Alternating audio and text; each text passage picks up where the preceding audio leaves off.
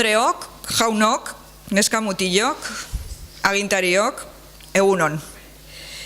2018 urte honetan, 6. aldiz antolatu dugu irakurraldi etengabea Euskararen nazioarteko eguna ospatzeko. Izan zaitezte denok ongietorri gure ospakizun honetara. Aurten, Euskararen nazioarteko egun hau Euskaraldiaz blai etorri zaigu, erabat. Gaur bertan bukatuko baitira Euskaraz bizi beharreko 11 egun hoiek. Naita ez uztartu behar izan ditugu beraz irakurraldi etengabe hau eta Euskaraldia, pos handiz uztartu ere. Biak direlako ospatu eta postu beharrekoak. Gauza askok lotzen ditu biak, gauza asko dute biek komunean. Bat aipatzekotan, esango dut biak direla ariketa soziala, noski, eta jabekuntza ariketa ere bai.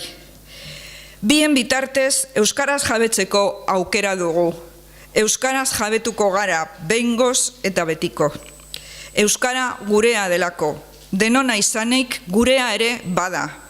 Euskaldun berri ona, ezkerraldeko ona, portugaletetar ona, belarri prest eta obiziona, denona.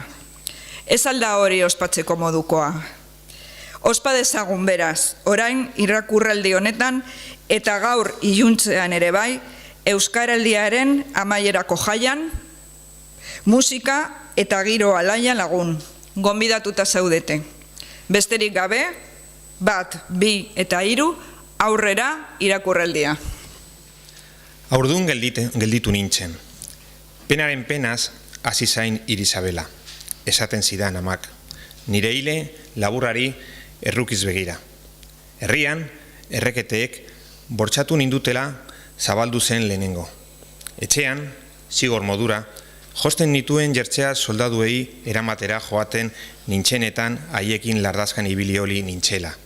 Gero, birekin eta hirurekin ere bai ziurtatzen zuten. Ondo igurtzezan, Teresa. Nik baietze egiten nion buruarekin, eta ama korrikatzikian irteten zen kale kantoira. Igandero 10 urte gaztetzen zen.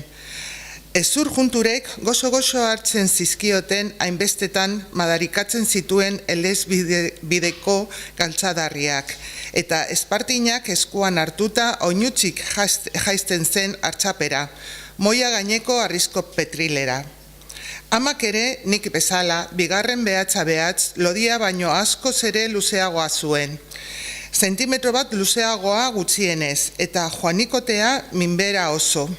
Esaten zuen Tomasa Zorginaren errua zela, begizkoa bota ziola azken ardunaldian, 4. hilabetean, zabelean igarri ziola. Amaren kontuak, umore txartuta, bizi baitzen aitaren erruz. Aizpa, errena barregiten ziren behatz luzearen kontura.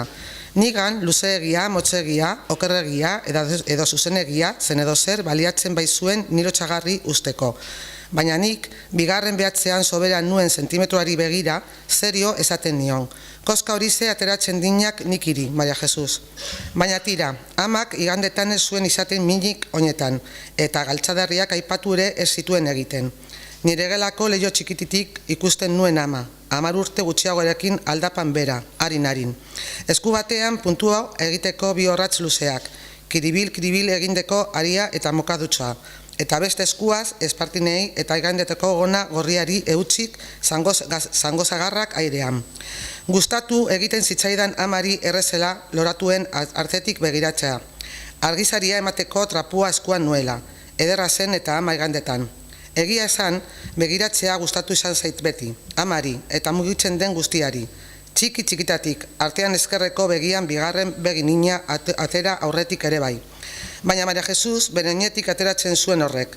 Teresa, utziko alditun sokomirak eta torrikoa ala islanera, beti etxeko txikia izango aizeloakoan ala, mugitua ditzatzu hori. Inbidia zidan errenak. Hankamotxa zen txikitatik Maria Jesus aizpa nagusia, eta egurrezko oinetako itxusi bat jantzen zuen. Argian itzen haren aldean eta bera baino politogoa. Sorbaldetan marrazkiat egiten zizkiden hile behitz bizkurra neukan orduan. Iritsatxua eta sarria eta neske gehienek ez bezala, solte eramaten nuenik. Eguen harritxotuetan ere bai, kalean burua giratzen zuten mototxa estu lotuta eramaten zuten neska guztiek eta zerile polita esaten zidaten paretik igarotzean. Horrek amorrua ematen zion aizpari, barrutik jaten zuen arrak. Inbidiak jan zion errenari eskuineko hanka zer bestela.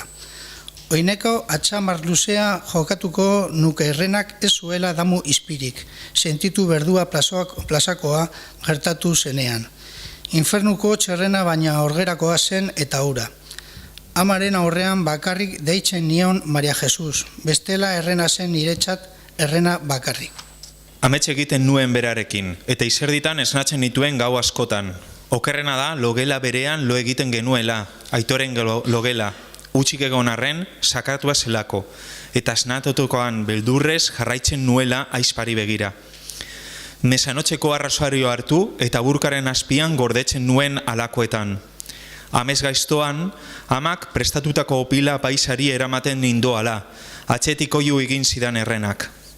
Orain ere, baabil koipea ematen, ikusiko dun harrapatzen haut, tximak errotik aterako dizkinat, eta korrikasi zen, kankan, kankan, kankan.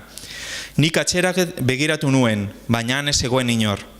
Errenaren egurrezko oinetakoaren hautsa bakarrik entzuten zen.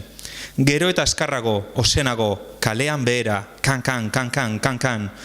Korrikaldi eroan, izerdi patzeten egin nuen abaderatzenoko ebidea. Behin eta berriz, atxera begiratuz, amak prestatutako pilo beroa, bularraren kontra estututa. Utsi da bakean, itxaso txarrak eramangoa lau. Oiukatu nahi izan nion, baina ezin nituen Espainiak zabaldu edo zabalduz gero, ezin nuen ahotsik atera, eta entzuten zen hots bakarra errenaren egurrezko pausoa zen, kankan, kankan. Azperinka iritzen nintzen abadetxera, pizka bat lasaiago, erren hotxa izildu baitzen ordurako, ingurura begiratu, eta erren ez egoen hau. Kaleak utxik zeuden eta isilik berriro, azperen egin nuen. Gainean, gurutxe santua zizelatuta, zuen albadari 3 kolpe eman nizkion amak esan bezala, eta zain geratu nintzen, opila eskuan. Atelak kirrika egin zuen eta ireki zen poliki-poliki, baina atea zabaltzean apaisa ez. Errena zegoen barruan nire auperritik aurretik iritsita. Igandetan ere, kankan, kankan, kankan, entortze zen errena, ni leio ertzetik apatartxera. Nola ikusiko nuen ba, berak ikusten ez zuenik. Ez da okurritu ere, eta han jartzen ninduen trapua pasa eta pasa, egon gelako diztirari diztira ateratzen. Aita etortze denerako, ebakitzen zuen zakar. Aita ez da etorriko, esaten nion nik hor txartean, ni neuk ere ez entzuteko moduan kaizik. Baina errenak belarri fina zuen, kale sakurrek baino bea, eta buelta erdia eman da hile mostotxerik heldu eta esaten zidan. Berriz alakorik aditzen badinat, banan-banan aterako dizkinak txima guztiak, banan-banan, aditzen duk naskagarri horrek. Nik burua apartatu eta lehenengo alambrean pasatzen nuen. Gero, argizaria ematen nion egongela osoari. Eskuila pasatzen nuen ondoren eta trapuaz igurtzen azkenik. Ama, bitartean, hartzapeko petrilean egoten zen. Gazta eginda zegoen harrizko petrila. Izan ere, arrantzaleak bertara joaten ziren aiztoak zorrotzera. Denek eramaten zuen aizto txiki baina patrikan, eta itxaso zarra zenetan, denbora pasa, moilara begira egoten ziren berriketan, eta aiztoak zorrotzen. Labanaren gainean, listu pizka bat, bota eta petrilaren kontra igurtzen zuten behin eta berriz. Ganibetaren ahoa, egunkari horria baino finago, eta zorrotzago utzi arte. Zirri zarra, sobatza zorroztu bitartean abestu egiten zuen gizonezkoek. Euskara eta hala moduzko gaztelania nahazten zituztela. Somos afiladores patrika utzakin, eta gatzezko airean zintzilik. Geratzen ziren bersoak itxaroaren gaineko petrilura zen herriko zorrosaria. Baina igandetan, etzen bertan, aizto edo guraizerik izaten. Igandetan, emakumeak joaten ziren hartzapeko gainera, gure ama tartean, eta jostorratzez betetzen zuten harri gaina. Galtzerdiak egitera joaten ziren, bakoitza berearia eta horratzak hartuta. Aberatzenek kolore bat baino gehiagoko ariak izaten zituzten. Ari finfina, puntuan gogor lotzeko egokia, hirian bakarrik lor zitekeena. Gehienek ordea, artile lodia izaten zuten jostontzietan, grisa edo marroiluna. Kalezkaleko gitarra jotzailei erositako kantak abesten zituzten, josketan zebiltzan bitartean. Hilabetean pare bat aldiz, etortzen ziren herrira kantu saltzaileak. Kantuen, letrak biltzen zituzten paper askorekin. Herri osoa irteten zen kalera egun horietan. Eta kalera, jaizten ez zirenak lehioetara arrimatzen ziren nork zer erosi zuen ikustera. Kantazaltzaileak etorri eta ondorengo egunak izugarri ederrak izaten ziren. Herritarrek erositako kantuak buruz ikasi ondoren auzoekoekin edo lankidekin trukatzen zituzten kantu horriak. Eta kale nagusian eta katukaletan etengabe abesten zuen jendeak, sardina saltzaileak, itsasoroko deia jaso zuten marinelek, gazitze fabrika bidean zijoazen emakumeek, sare konpontzaileek, antzoi buruak entzen aretzen ginen aurrok. Batzuetan, izarak zabaltzen ari zen emakume bat kantari hasten zen goiko kalean. Eta haren, leiopetik oinez zijoan gizonari belarrian sartzen zitzaion zaboi usaineko doinua. Hark, txistuka eramaten zuen kantua kalean behera. Eskuak patriketan, eta moilan jolasean zebiltzan aurrek, doinua ezagututa. Abesteari ekiten zioten berriro. Eskatek lika-lika egindako blusa zaharrekin. Moilatik saltalekura egiten zuen jauzi melodiak, eta arrain txikitara zijoan arrantzalea ere konturatu gabe hasten zen kantari. Batelgorria amarralekutik askatzen zuen bitartean. Eta bazirudien amuetan ere kateatzen zela bestia. Moilara iristean panekek eta txitsarroek ahoa zabalik izaten baitzuten. Do ozen bat abestenari bailiran. Eta kantoietatik olaetara bidaiatzen zuten notek. Ateko bandan, eta olaetatik arantzago ostertzerantz eta niri benetan iruditzen zitzaidan abestiak munduari buelta emango ziola. Egia esan, kantuak bakarrik ez, dena zabaltzen zen modu berean kantoietan. Amak ere, galtzerdiak egin bitartean, beste emakumeek zakizkiten abestiak ikasten zituen. Eta aldarte honean, zegoenean, guri irakasten zizkigun gero. Alaiak ziren igandeak, zaratatsuak eta kolore askotakoak. Baina igande gauetan isildu egiten ziren kantuak, eta guna amaren galtzardien modukoa bihurtzen zen, gris-grisa eta zimurra. Negar egiten zuen amak etzera iritsi eta arratsaldean egindako galtzardiak askatzen zituen bitartean. Horregatik zen horren kiribila amak hartzapera eramaten zuen aria. Ari zaharra zelako, 1000 galtzardiren aria, behin eta berriz landua eta lasatua. Errenak eta biok geure logelatik aditzen genuen amaren negar itoa. Hartzapen biltzen ziren emakume guztiek senarrei josten zizkieten galtzardiak, itsasorako batzuek eta sororako besteek. Gu ordea, ama eta 2 alaba baino ez ginen etxean, eta amak ez zuen galtzardiak norentzat josirik. Horregaitik desegiten zuen gauean arratsaldean egindako puntuz puntu, eta bazirudien galtzardi bat baino askoz gehiago ari zela desegiten. Amak galtzardiak desegin egitean baitzituen, ez askatu. Nire ardura zen goizean goiz arratutako aria lizatzea, gainontzeko emakumeek orduan ere aita falta genuela igarrez esaten. 3 tximista luze, ostopil pare bat, merengeak, bombak, eta besteak zeure aukeran, dozena bat egin arte. Bihar goizean pasako naiz bilan, 10 aurrera nahi duzunean. Klin-klin eginez ireki eta itzi da gozotegiko atea, eta haize bolada bat sartu da barrura.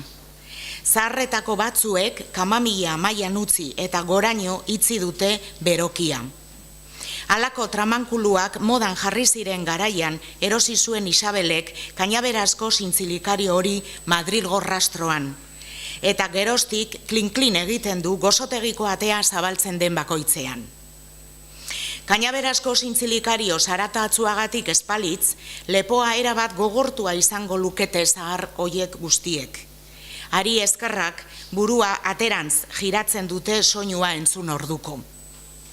Denak giratzen dira, hori bai, bat izan ezik. Eulali, kafeari begira gelditzen da, Teresak edo Martinak besoan kolpetzo bat ematen dioten arte. Teresa eta Martina dira, Eulaliren belarriak. Atera begira gelditu da Martina. Nor zen neska hori? Ibilera etzinan urrutikoa. Bai, baina lepoa etzinan guk bezala okertzen. Guk bezala? Eskuinera eta gora. Zain egoteagatik dun hori. Zer? Zain egoteagatik okertzen dun lepoa eskuinera eta gora. Itsasora begiratzeagatik. Nien angon, zain, zaharregia naun zai egoteko. Deno gauden esperoan, norantz begira egiten dun lo? Paretari begira txiki-txikitatik. Eta zergatik dela uste duzu? Etzekinat, babesa ematen zidan. Ez ba, han zegoen itsasoa, Isabelen lepoa, nora begira dago ba. Etzekinat, aurrera esango niken eta pixka bat bera. Lehorrekoa dun eta barru aldekoa, lepoan nabari zaion. Isabel, zure herritik itsasoa ikusten alda? Bakizu eta Nafarra naizela. Eta urrutitik ere ez da ikusten. Ez da Katarlosekin ere. Beste kaferik nahi duzuen? Badaki ezetz. Badaki zaharrek kafe bakar baterako lain ekartzen dutela patrikan. Euro bat eta 10 zentimo justu. Baina egunero galdetzen die, adarra jotze harren. Zaharrek serio esaten diote, nahikoa dutela gaurkoz. Gaur ere ez dutela bigarrenik nahi. Olaetatik etortzen zen karroarekin. Eulali eta biok elkarrekin joaten ginen lanera, eta zain egoten ginen elizatarian, arkupetan eskutatuta. Igandetan ere fabrikara joaten baikinegu, antxolanera. Antxoa gazitzeaz gain, arraintzerrak ere egiten genuen. Eta atunari baino maria eman ere bai. Luzeak ziren uda egunak gure ume garain. Goizeko 5etan jaikitzen ginen askotan azpizarrak garbitzeko, balde handietan berazten utzita. Gero, 5:30 inguruan hondartzara jaisten ginen, baino hartzera. 15 bat neska elkartzen ginen goizeko hondartzan. Bainu jantzirik ez genuen izaten, eta soinekoa izter artean kate horrantz batekin lortzen genuen gure neska lotxariak ez dakit noren begietatik estaltzeko. Gutako inor ex zekien. Igerian ez ziguten erakusten esaten baitzen igerian zekiena. Lehenago eramaten zuela itsasoak. Txurreroak ere ez zekien eta eskerrak. Olaetatik kantoitarako bidea arriskutsua baitzen. Itsaso zakarra zegoenetan. Olatuak goiko kaminoraino iristen ziren, orain bain, orai ez, eta azpian harrapatzen zutena. Itsasoaren sabelera eramaten zuten betikara bakarrean. Olatuek itsasoaren eskuan ziruditen alako egunetan, lehorretik zer eramango. Baina sortedun gizona zen txurreroa, eta sortedun karroa txurreroaren karroa. Hala esaten zuen berak. Urteak zeramatxan, igandero, kantoietara etortzen, eta milaka aldiz lehertu omen zitzaion olatu erraldoi bat 2 metro aurrerago. 2 metro atxerago ere bai. Baina gainean sekula ez. Olatuek ez zioten sekula tximarik ukitu. Tanta txikiena ere ez arropetan. Lehor, iristen zen beti. Iritsi. Kantoietara sartu bezain pronto, karroa herriko plazan jarri, eta zigarroa ateratzen zuen alkandora marratuaren patrikatik. Eta gu kontatzen hasten ginen. Eulalika 10 arte, eta nik 10etik gora, 20 arte. 20 arte kontatzen bainikien nik, eta Eulalik 2 urte gazteagoa zenez, 10 arte baino ez. Baina ederki moldatzen ginen. 20ra iristean, bat 20 esaten genuen, eta berriz hasten ginen. Berriz 20ra iristean, 2 20 esan, eta txera buelta. 20 infinitua zen, gure numeroak hor bukatzen ziren. 20 zen Eulaliren aitak itxasotik itzultzeko behar izaten zuen denbora. Eta 20 atun ekartzen zituen Santa Clara itxasontziak. Eta ondartxak 20 ondarale zituen. Don Justok errezatxera bidaltzen ninduenean ere 20 arte zenbatzen nuen nik. Aita gureak baino gehiago entretenitzen ninduen eta. Zerbait gustatzen ez bazitzaidan zenbatu egiten nuen infinitura arte. Eta gauza txarrek, gehienez, 20 irauten zuten. Honek ere bai.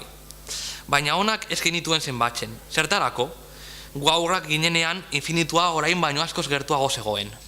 Txurreroak normalean ez zuen 5 baino gehiago irauten. Behin, 11 kontatuko orduko egin zuen pisa galtzetan. Zigarroa piztu berria oraindik Espain artean zintzilik zuela keari bat izuriz goraka. Bazirudien zigarroaren keak pisak galtzetan marrasten zion erreka imitatzen zuela airean zigi zagaka. Igandero egiten zuen pisa plazaren erdi-erdian, eta Eulali eta biok zain egoten ginen, txurreroak galtzak noiz bustiko. Ez dakiz zergatik, baina gustatuko egiten zitzaigun txurreroa galtzetan pisa egiten ikustea. Tripan kilima eragiten zigun eta ezin izaten genion barre txikiari eutzi. Privilegiatuak sentitzen ginen, gainera. Txurreroak iristen zenerako aur gehienak lanera aritzen baitziren kresalek lika-lika egindako bebarruetako antzo fabriketan. Baina gu goiko etxera joaten ginen lanera. Eta goizero plazatik igarotzen ziren aur bakarrak gu ginen. Guk bakarrik genuen txurreroaz gozatzeko aukera. Gurea zen gizon ura, geurea baino ez. Baserrietako aur batzuk ere joaten ziren goiko etxera, baina haiek bizikletan edo oinez jaisten ziren menditik eta fabrika atarira joaten ziren zuzenean. Polita zen fabrikako leiho zikinatatik eskua pasa eta arrain karreta iristen ikustea. Kantoietako aldapa pikoekin eta galtzadarri deabruekin ez zen erraza izango antxoak kargaturiko gurdi haiek goikoetxeraino igotzea. Baina mutil gazte haiek maukak ukondo etaraino jasota moilatik fabrikaraino ekartzen zizkiguten antxoak. Arrainkarreto guk bana-banan buruak kentzeko lotza ematen zigun haiek aurrean esku eta soineko zikinekin agertzeak. Baina gurditik arrainak daldeak atera bitarrean begiradak eta irriak trukatzen genituen beta. Eta begira geneuzkalakoan ibilera airoso egiten genuen. Fabrikara buelta burua giratuz tartea. Gero antxoen zirarrezko sabelei begira amezkerietan iristen ginen 10 orduz. Buruak erautzi eta erauzi irrikak aletu antxoak buru bakoitzan. Igandero hau nazka esaten genio Eulali eta biok, elkarri, baina betertzetik begiratzen genion txurreroari, adi demonio. Gainera ez genion ziur jakiten zenbat itxaron behar izango genuen, eta artega begiratzen genion aurpeetatik. Behin oroitzen dugun eginezak esan niola luzatzen ari zela ikusita. Iez egin izidan Espain ertzeteatik. Hasi dun esaten genuen biok batera galtzetan behera arrasto iluna ikustean eta batzuetan bazetorren ere bai. Txurreroak belaunekin batekin mugimendu etenak egiten hasi zela ikusita, dantza moduko bat zen, inkrescendo zijoan sinfonia baten koreografia. Eulali esaten zuen berak ere ikaragarrizko pisalarria sentitzen zuela txurreroa pisa egiten hasten zen bakoitzean. Arrastoaren berotasuna imaginatzen zuen txurreroaren izter barrenetan behera, eta berari ere larritasuna jartzen zitzaion. Zistada moduko batzuk sabelean, askotan elizatzeko kantoira joaten zen Eulali izterra elkarren kontra estutuz, ezin eutxita eta sekundinak behin baino gehiagotan harrapatu zuen elizatzean goraino jasota, kokoriko, baina zigortu ere sarri. Txurreroaren kulpagatik, Eulali gehien izorratzen zuena zera zen, elizatzera joan da ezin izaten zuela pisarik egin. Txurreroari begira izugarrizko pisalarria etortzin zitzaion arren, gona altza eta makurtu orduko derrepente joaten zitzaion larria. Mingainetik tira egin zion egun batean, gertatzen zitzaiona kontatu behar izan zion sekundanari, eta zerorak bere oinetik irten da eta aitaren egitari utzi gabe gaixotasun larri bat zuela esan zion, eta txurreroari begira jarraituz gero maskuria lehurtuta hilko zela, egun batetik bestera lehurtuko zitzaiola. Ez zela hori gertatu zaion aurrenekoa izango. Jaunaren etxean pisa egitea, baino bekatu larriagorik ez zegoela ere esan zion, eta infernua zain zuela bide hartatik jarraituz gero Eulali gajoa negarrez itzuli zen plazara, bi begiak gorri-gorri.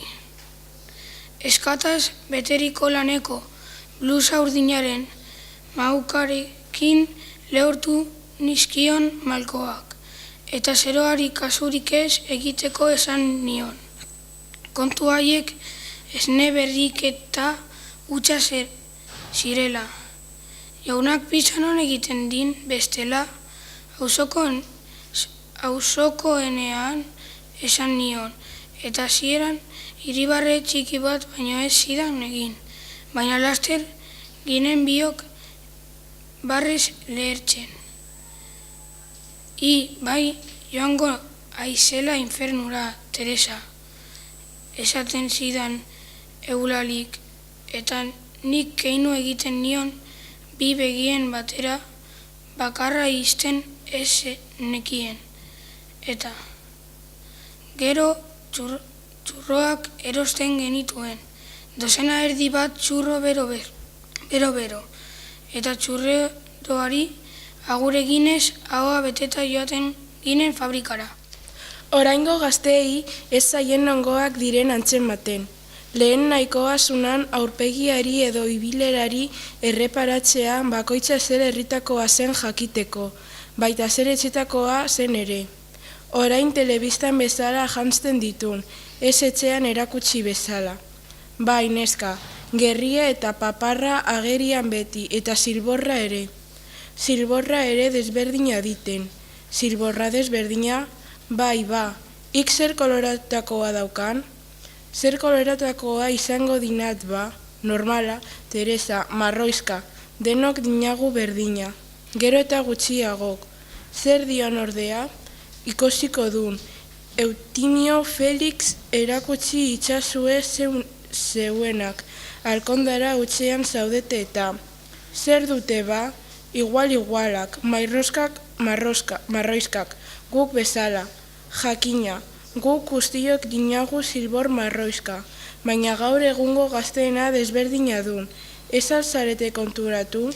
Azalaren kolore berekoa diten, zurizka. Ez aldion bilobari zilborra ikusi, emakumea, ez ionat bilobaren zilborraren koloreari erreparatu. Ba, zurizka izango din, seguru. Nire seme gazteenak ere zilbor zurizkadin, etxean bera dun desberdin bakarra. Ziotxako maritzuk kezka. Aurpegiarekin begiratu die alboko mahaitik zilborren kontuak erakarrita. Jaiotxako gaixotasunen bat zela pentsatuta egon nau orain arte, mantzaren bat edo. Benetan, zenbat urte ditin hiri seme gazteenak Maritxu? Manuelek 52 eraitzen beteta.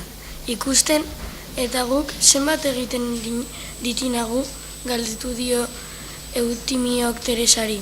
Eta esatearekin batera aurpegia piztu zaio.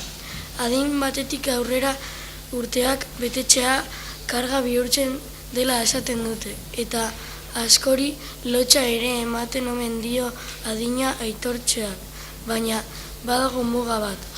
80 urtenen bueltan edo zaharrak berriro urteak benetan, ospatzen hasten direna.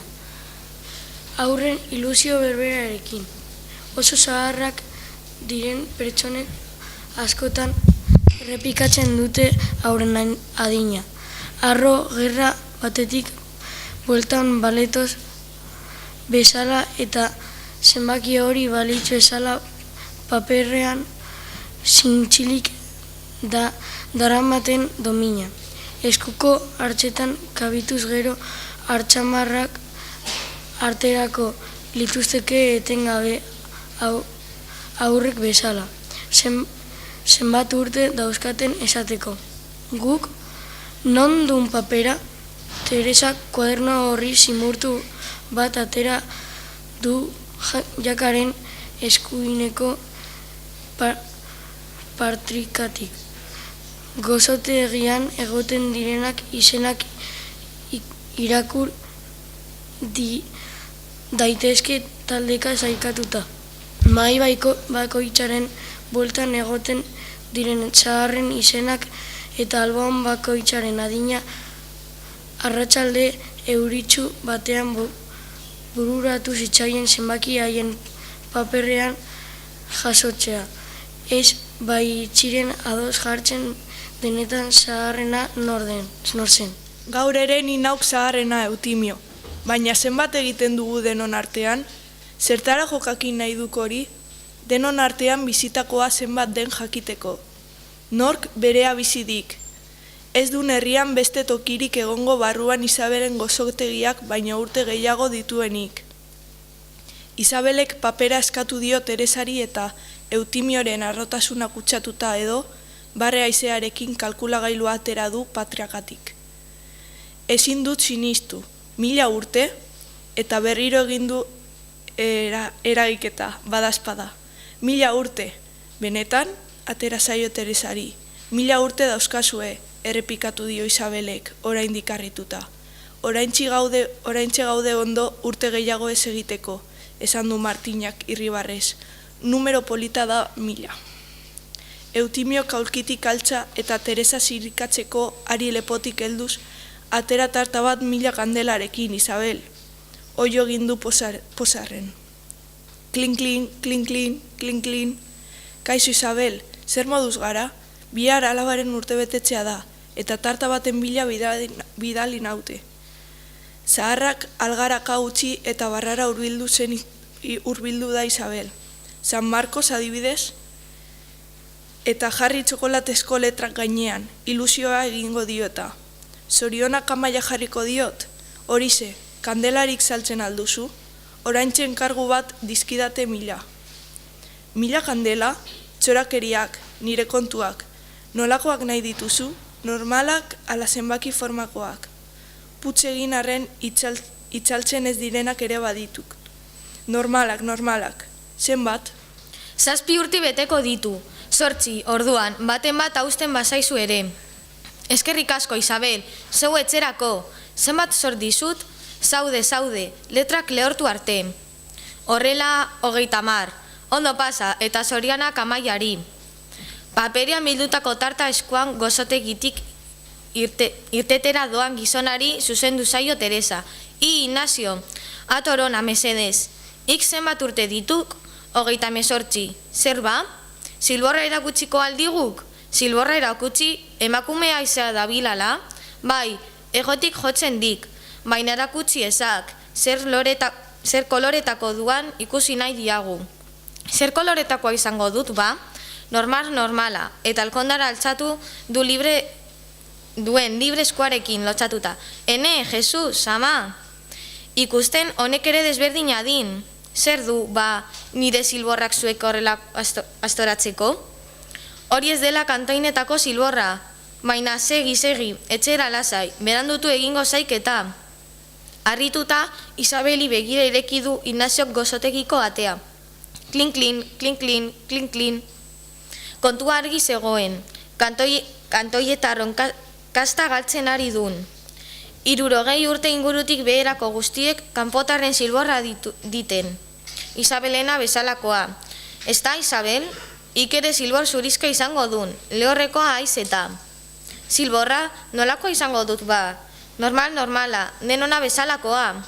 Ez ba, kantoietako zilborrak desberdinak ditun, marroizkak, hala izan ditun beti. Nork burua urpetik azkena atera, elkarri aurpegira begira jarri eta nork azkena barre egin. Nork aurrena egin kantoietatik olaetara igeri. Dena den nork azkena edo nork aurrena. Gure artean apustu asko egiten genuen, baina ez genuen ezer jokatzen. Beno, batzuek egiten zuten trabez bai, ni ikusia bainago gizoneko Fausto alpargatak jokatzen, baita oinutzik etxera itzultzen ere. Niri dendan saldu ezin ziren umeldutako garbantzu aleekin trabez egiten baino ez zidan usten aitak. Importanteena nork irabazi duen garbi gelditzea dun. Martina, igual zion dirua, arropak edo garbantzu aleak jokatu. Ohorea dun kontua, Martina, ohorea. Baietz egiten nion buruarekin. Aitak nire izena behin eta berriz errepikatzeko zuen zenta ezin ulertuta. Nork burua urpetik azken atera. Polita zen hori. Gu gutxi aritzen ginen horretan ez ziguten eta soinekoekin uretan luze egoten usten. Gatzak ondatu egiten omen zuen euna. Baina mutilak bai, haiek aritzen ziren. Biluzik, gehienetan eta baziren batzuk urazpian ia lehorrean baino denbora gehiago ematen zutenak.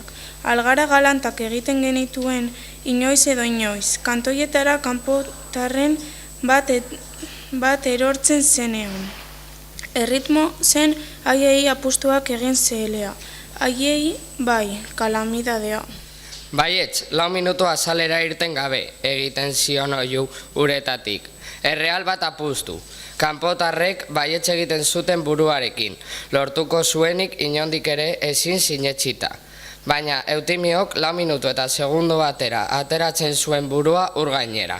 Ez lehenago, ez beranduago, eta eskua luzatuta, oraindik uretatik atera gabe. Zegokiona eskatzen zion apustua onartu zionari. Erreala hartu baino lehen ordea. Baiet, 6 minutu azalera gabe, esaten zion arro kanpotar harrituari. Bi erreal edo bat ere ez, barre egiten zuen errealaren jabeak. Eta burua giratzen esker eskuin gaztetxoak laineztuta burua galdu zuelakoan. Baina baita zera ere, 6 minutu eta segundu bat doi igaro orduko arnasa hartzen zuen Eutimiok, eta eskua luzatzen zuen berriz. Kanpotarrak hau zabalik begiratzen zion mutilari, arnaz faltan bietatik nor zegoen duda egiteko moduan. Nola eginduk hori galdetzen zioten beti, baiet 8 minutu izaten zen erantzuna, 5 erreal edo alerik ez. Azalera irten gabe 15 minutu irauteko apustua onartu zionik ere izan zen, eta Eutimiok denak irabazi. Kanpotarren artean barrez lehertzen egoten ginen gu, haien irribarre puskatuei begira, eta ni Eutimiori begira egotea gustatzen zitzaidalako ere bai. Baietz, 3 urte azalera irten gabe, ez egin zidan behin oiu uretatik. Ez zuen nire izena jakingo, baina bazekien kantoietarra nintzela askotan ikusi baininduen Teresarekin hizketan, eta atzerritarren artean nire aurpegiari atzeman da bere jokoaren konplize bihurtu nahi izan ninduen itxuraz. Niri zuzendu zitzaidalako urduri samar, baina algaraka erantzun nion nik, eta hauek 3 urte egongo aldira ia azalera noiz irtengo zain? Barre egin zuen Eutimiok, babo hauek kapaz, esan ez bezala. Azerre joaten ziren oso udatiarrak, adarra jo zietela jakin arren inorkez baitzuen Eutimiok ez itotzea nola lortzen zuen asmatzen. Uretan sartzen zuen burua eta urazpitik ateratzen zuen berak agindutako denbora pasa eta berehala. Ez ziren ohartzen Eutimioren amarruaz. Inozoak, Eutimio Gilas gora iraulita zeuden txalupak erabiltzen zituen arnaz hartzeko. Urtean behin batela uran ditzen usten zuten txalupa jabeek. Egurra eman eta olen arteko pitzadurak itxi zitezen. Gero, iztupaz errematatu eta pintaketa egiteko, eta normalean urtezazoi guztietan egoten zen batelen bat edo beste Gilas gora.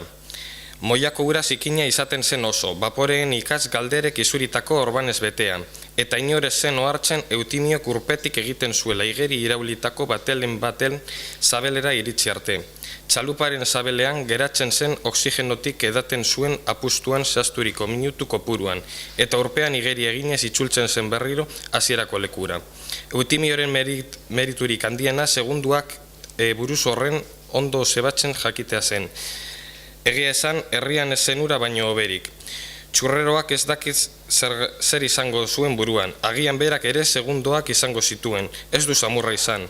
Behar joko batean hasi eta aldez aurretik galdu egingo duzula jakitea. Nola defendatzen da hori alakoetan?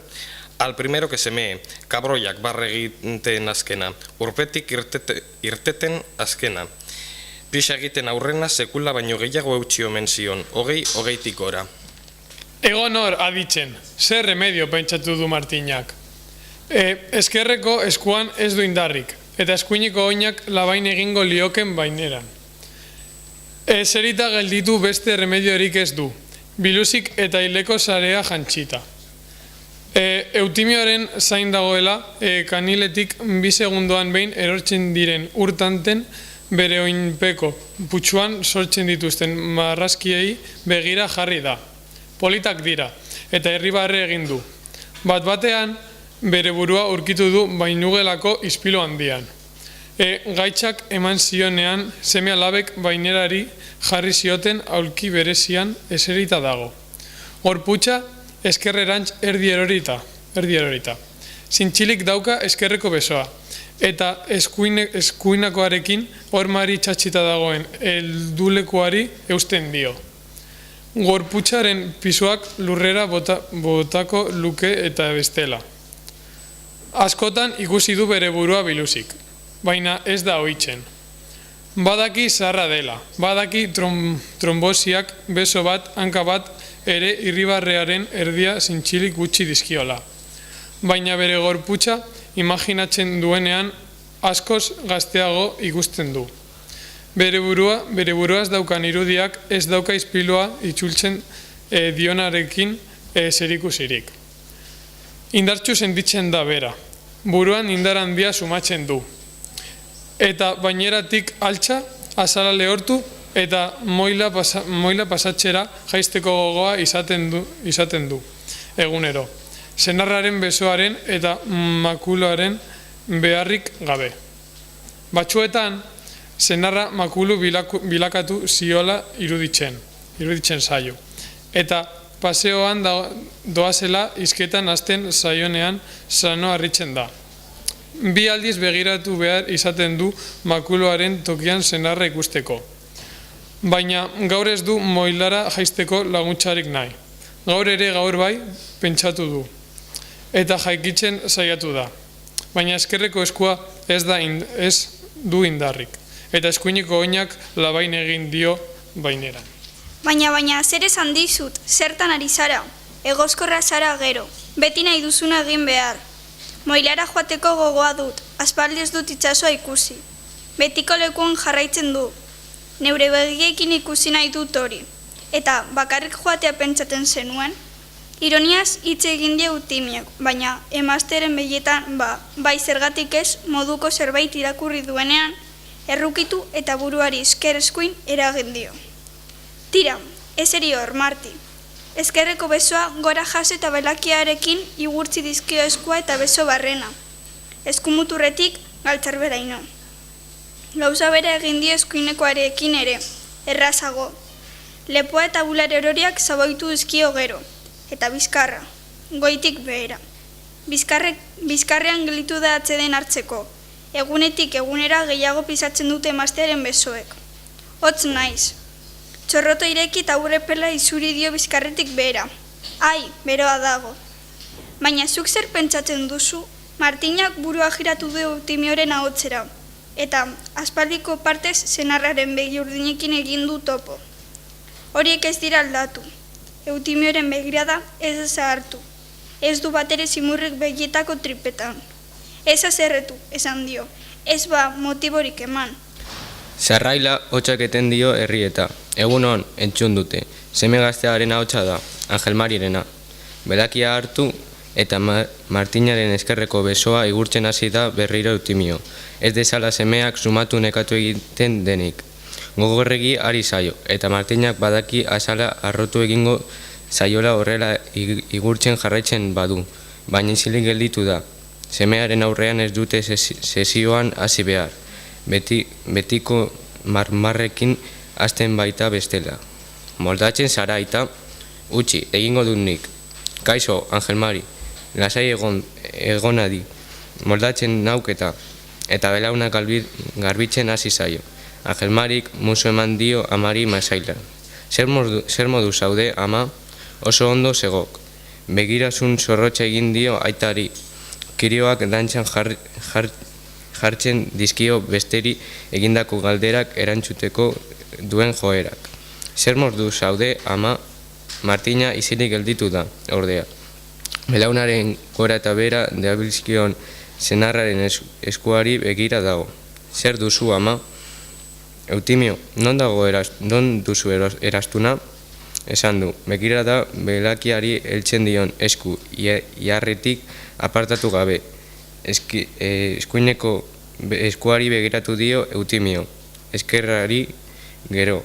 Egia da, eskontzeko erastuna falta zaio. Ez dakit ba, sukaldean edo utzi nuen harrikoa egitean. Semeari begiratu dio Martinak. Naita jaurtidik nirekin aserretuta. Ez esan txorakeririk, ama. Nik bazekiat, naita jaurtidik.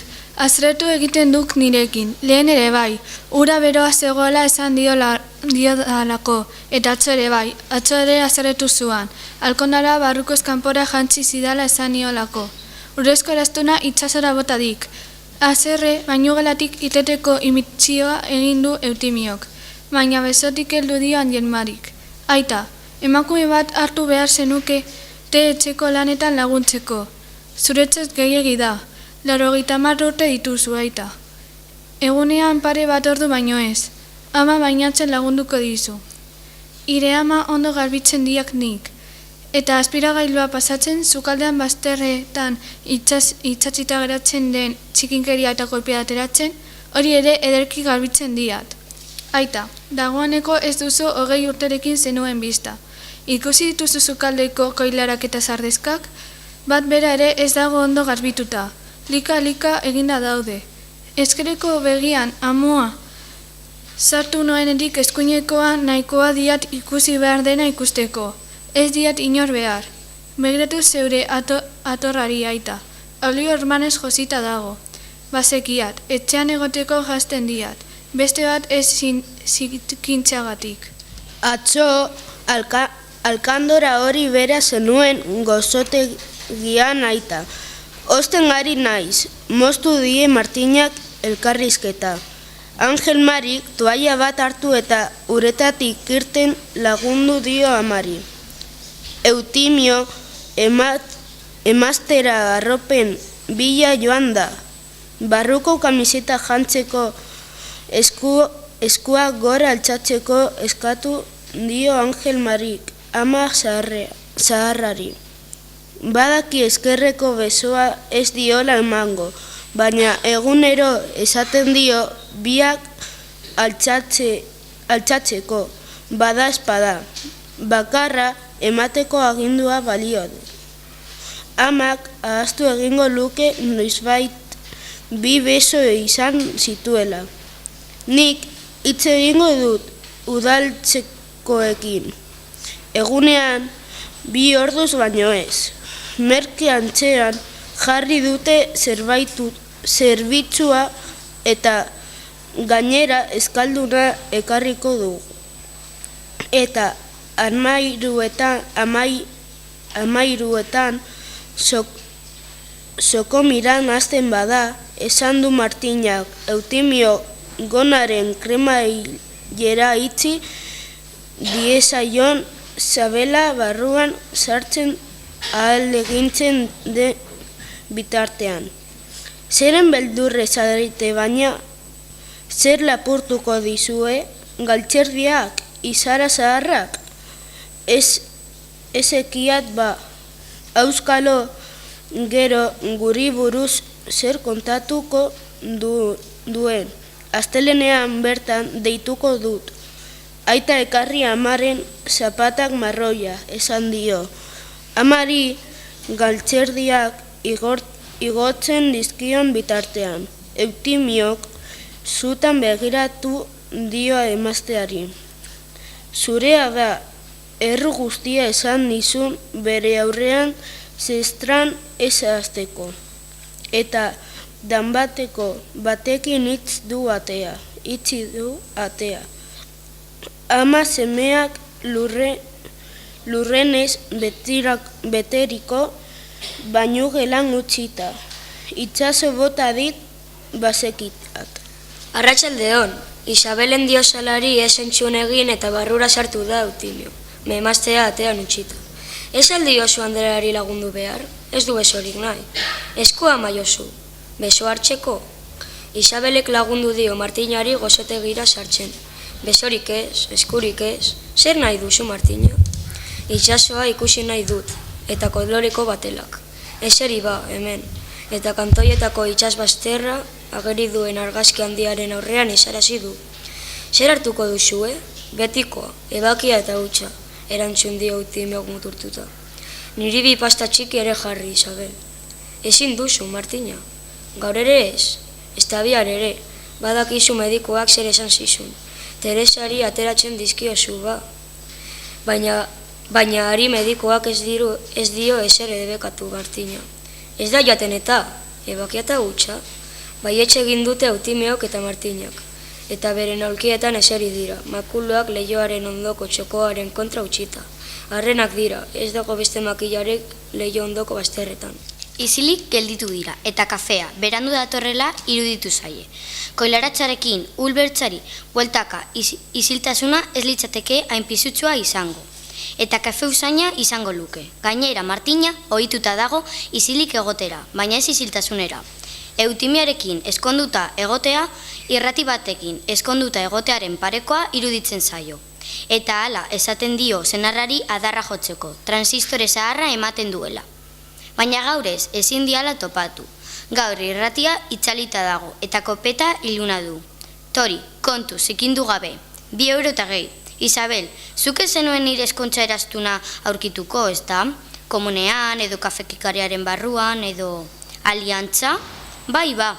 Ez, galdo egin alduzu ba, itzazera bota du.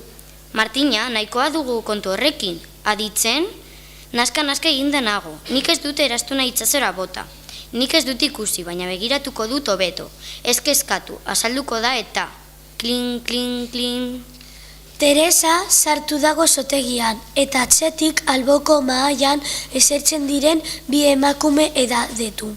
Elkarri besotik helduta. Bostetako notiziekin, hasi da marmarka irratia. Euriborrak gora egin duela eta manifestazio bat debekatu dutela Iruñean. Bigarrena da astebetean. Isabelek barrura sartzen lagundu die Irurei. Eta Eulali ikusi du aldapan gora datorrela. Agur egin dio eskuarekin. Ari dira tirritarra zaharrak gozotegira ailegatzen. Guztiak iristerako oian txiki bat sortuko da leiho ertzeko txokoan. Udazkenekoa zaharren makuluek osaturikoa osaturikoa. Kafeak eskatzeko Eulaliren zain egonda Teresa. Zer dela eta gaurkoa, Isabel? Nolatan ireki duzu astelena izan da? Irekitzeko gogoa nuen. Asteleenetan izten baitu Isabelek gozotegia, baina etxidamu ostiralaren bezpera izanagatik ireki egin du gaur eta banan deitu die zaharrei etxera. Gaur ere kafea egingo diela esateko. Bizigarririk ba aldaukazu, galdetu dio Teresak. Patxara nahi du. Bai, barruko oskailuan. Zer ba, ekarri pitin bat on egiten dit pizka bat pizteko. Zer diuzu ordea, zuk ez duzu sekula tantarik edan. Egia, ez dut sekula alkoholik probatu. Ez da tabakorik ere, baina atzo erabakia hartu nuen. Gaurtik aurrera, zigarro bat edo eta sorta bat patxaran hartuko ditut egunero.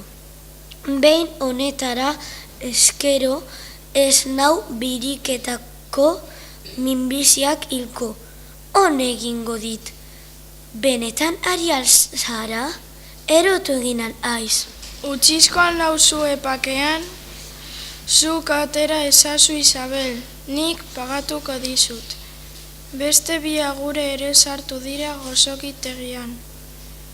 Buru keinua egin eta betiko alkietan eseri dira, bere kuadrillarekin. Txapela izten gainean jarri eta alboko mahaitik Eutimiori luzatu dizkiote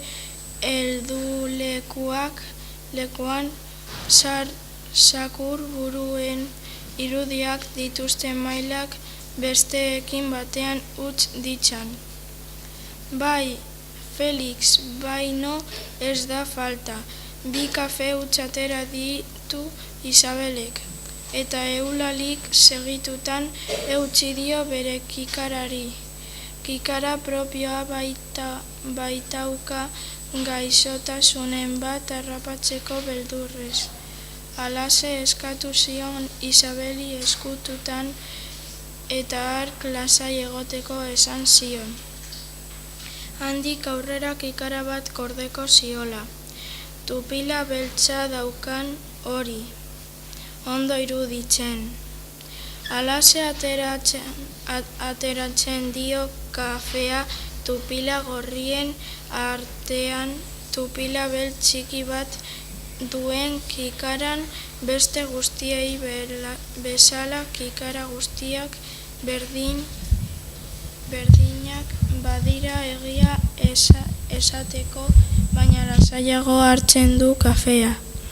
Eulalik urrupa bakoitzean bizitza apur bat luzatuko bailalitzaio bezala tupila beltzari esker.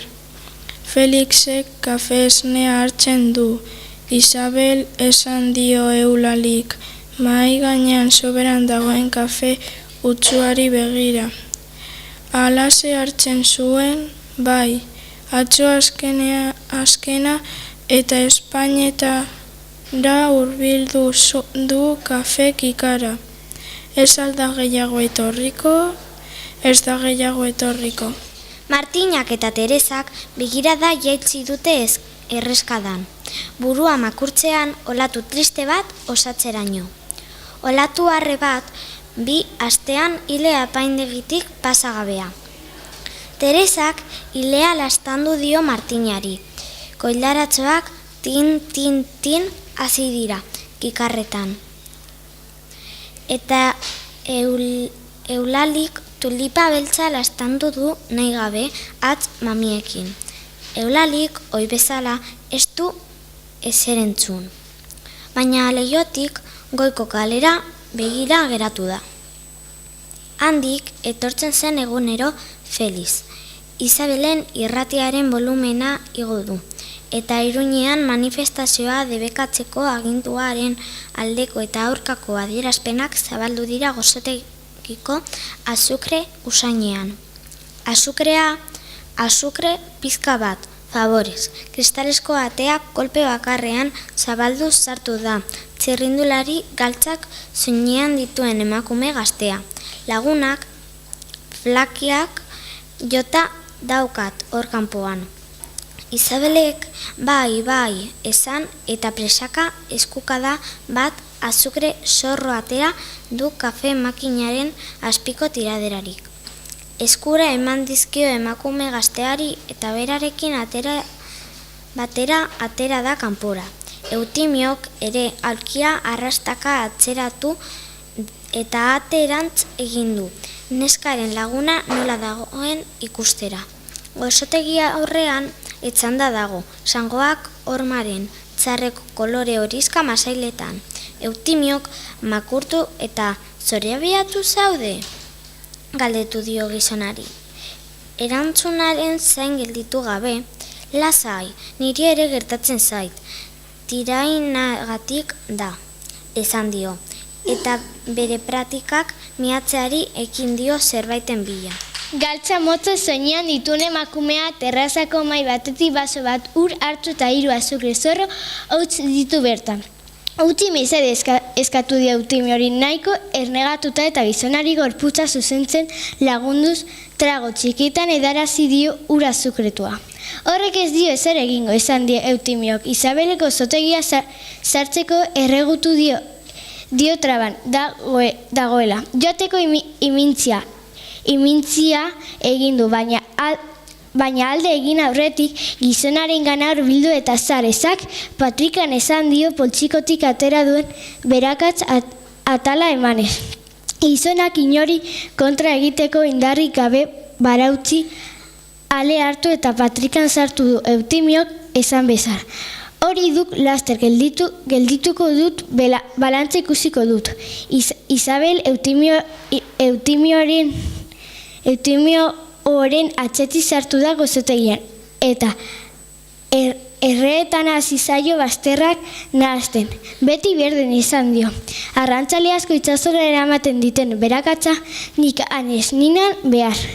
Baina itsasertzean tiraina dagoenean hanka lurrean izan da ere zorabiatu egin nau. Patrikan berakatza alerik ez badut gizon hori bezala.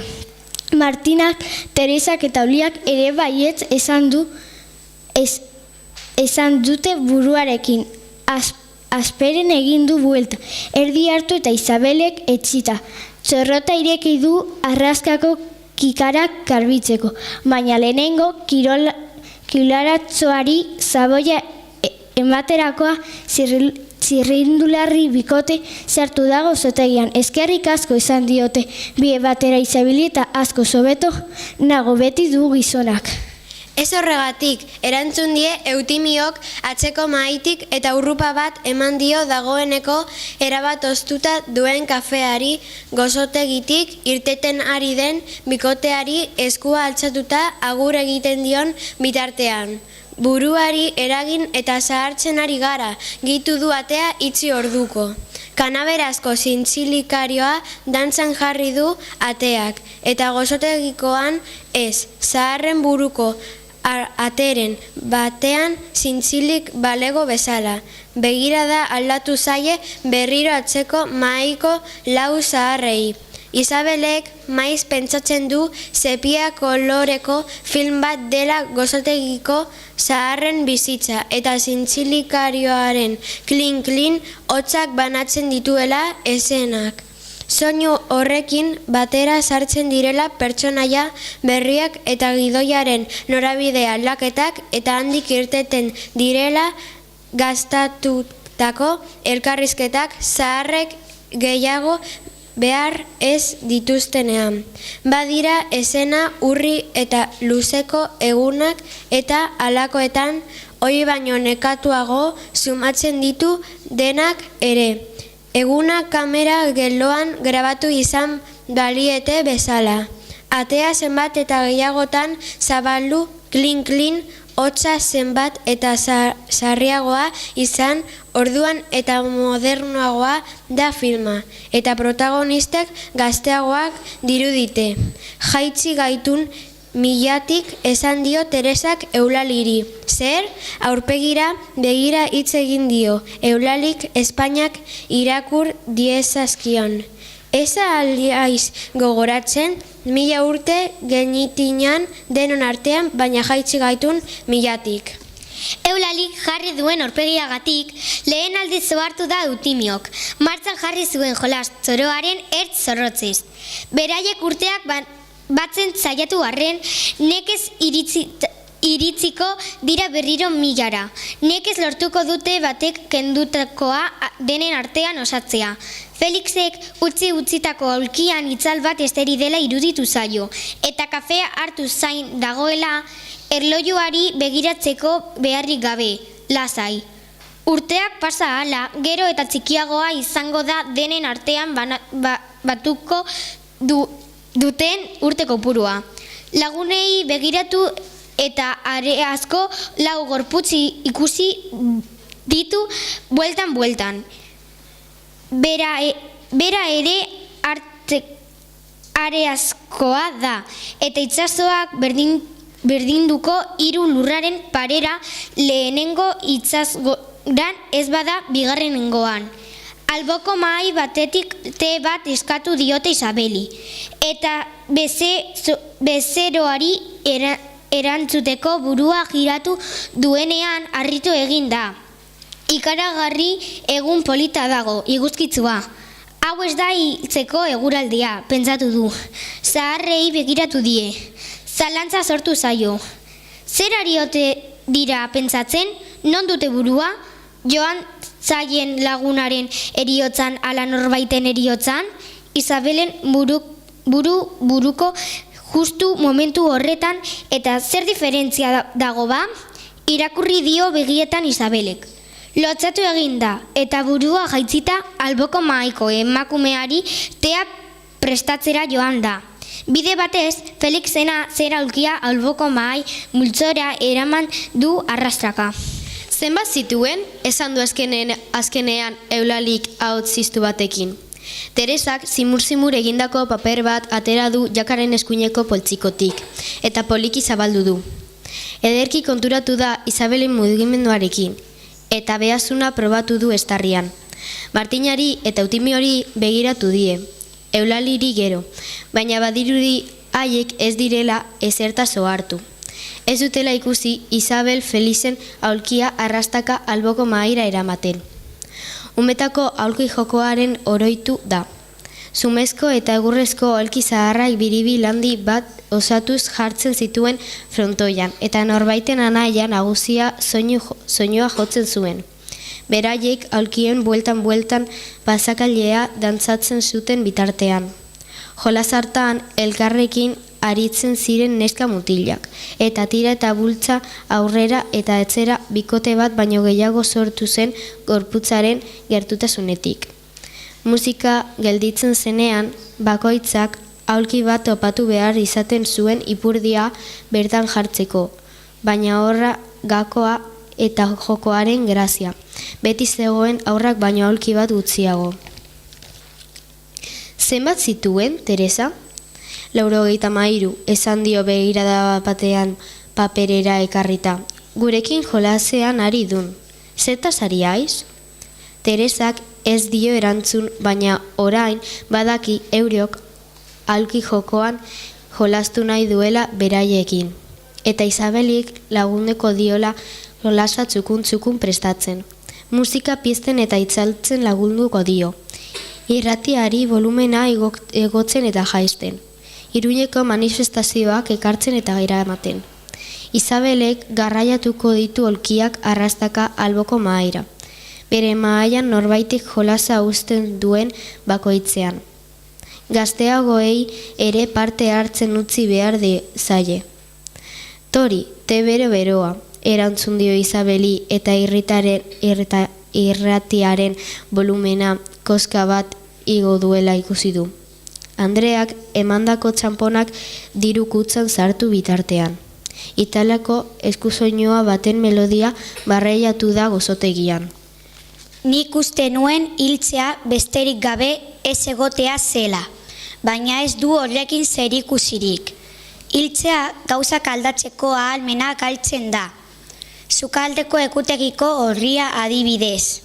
Sukaldeko egutegia ez da abuztuaren 28an betiko izoztua geratuko etxe horretan bizi zen Andrea egun horretan hil delako. Alderantziz, egutegiko azken orria bere lekutik erausteko indarra galtzen duenean hilko da Andrea. Egutegiari horriak kentzen joatea da bizitza. Ezko mugimendu simple hori egiteko gaitasuna izatea.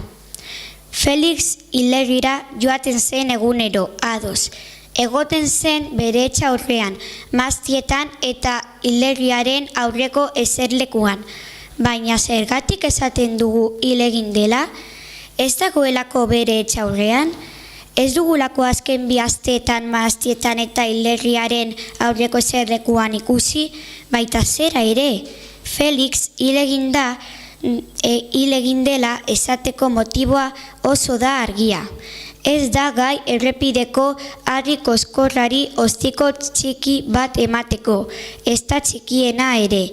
Ez da normaatz ale bat lapurtzeko edo hilerriko hormaren kontra biza egiteko. Ez da munduan markarik usteko gauza, hil egin da. Eulali, ondo alzaude? Deika ari zinen, ozengo galdetzen saiatu da Isabel, baina Eulalik ez dio erantzun. Azkenerako komuneko ateari bultza egin eta zirrikitutik barrura begira buruarekin keinu egin dio, ea zer gertatzen zaion. Lasa Isabel, oraintxe noa, eta golpez itxi du atea berriro. Horregatik ematen digu pen handiagoa gazte bat hiltzen denean. Marka asko uzten dituelako eta den aldatzen duelako igarotzen den lekuan. Imaginatu 24 urteko mutiko bat ohetik jaikitzen eta musika pizten eta bezperako arropen gainean uste loterako erabilitako nikia eta kaltzontziloak. Eta zigarro bat erretzen balkoian. Eta zigarrokina balkoitik behera. Eta kafe mantza sukaldeko mahaian. Eta argi bat piztuta utzi du komunean. Eta teari danba eta karpeta besapean eta motorra martxan eta egunon. Eta aulki arrastaka eta mezu bat maipetik neska bati gero musuka jango zaitut. Eta kartelak paretetan, eta zerbeza bat tabernan, eta plan bat agendan, eta kontrakoan orantzan zetorren auto batek erdibitzailea gurutzatu eta bete-betean jodu. Heriotza hori ikusi egiten da, ukitu eta usaindu. Guk ez dugu jade zer askorik aldatzen, ez gara zer askorik bizi. Oliba koloreko gonaren kremailera tentu zitzi eta blusa zilatu du bi eskuekin. Konpresak botatzeko hortziaren alboan utzi duen makillari heldu dio. Oraindik oskailua usten dugulako gaude bizirik. Ez jaten dugulako. Oskailua zabaltzen duenak bertan egunetik egunera arrautza, natila eta leka gutxiago aurkituko dituelako baizik. Besteen begiei esker bizi gara. Pentsatzen naute beraz banaiz. Zera sola dionik pentsatzen dudan, ala ez. Natilak nire aragia baino biziago daude. Pentsaia da Eutimio da azkena, azkeneko gizona, ederra egin dio Felix, gizon bakarra duk orain.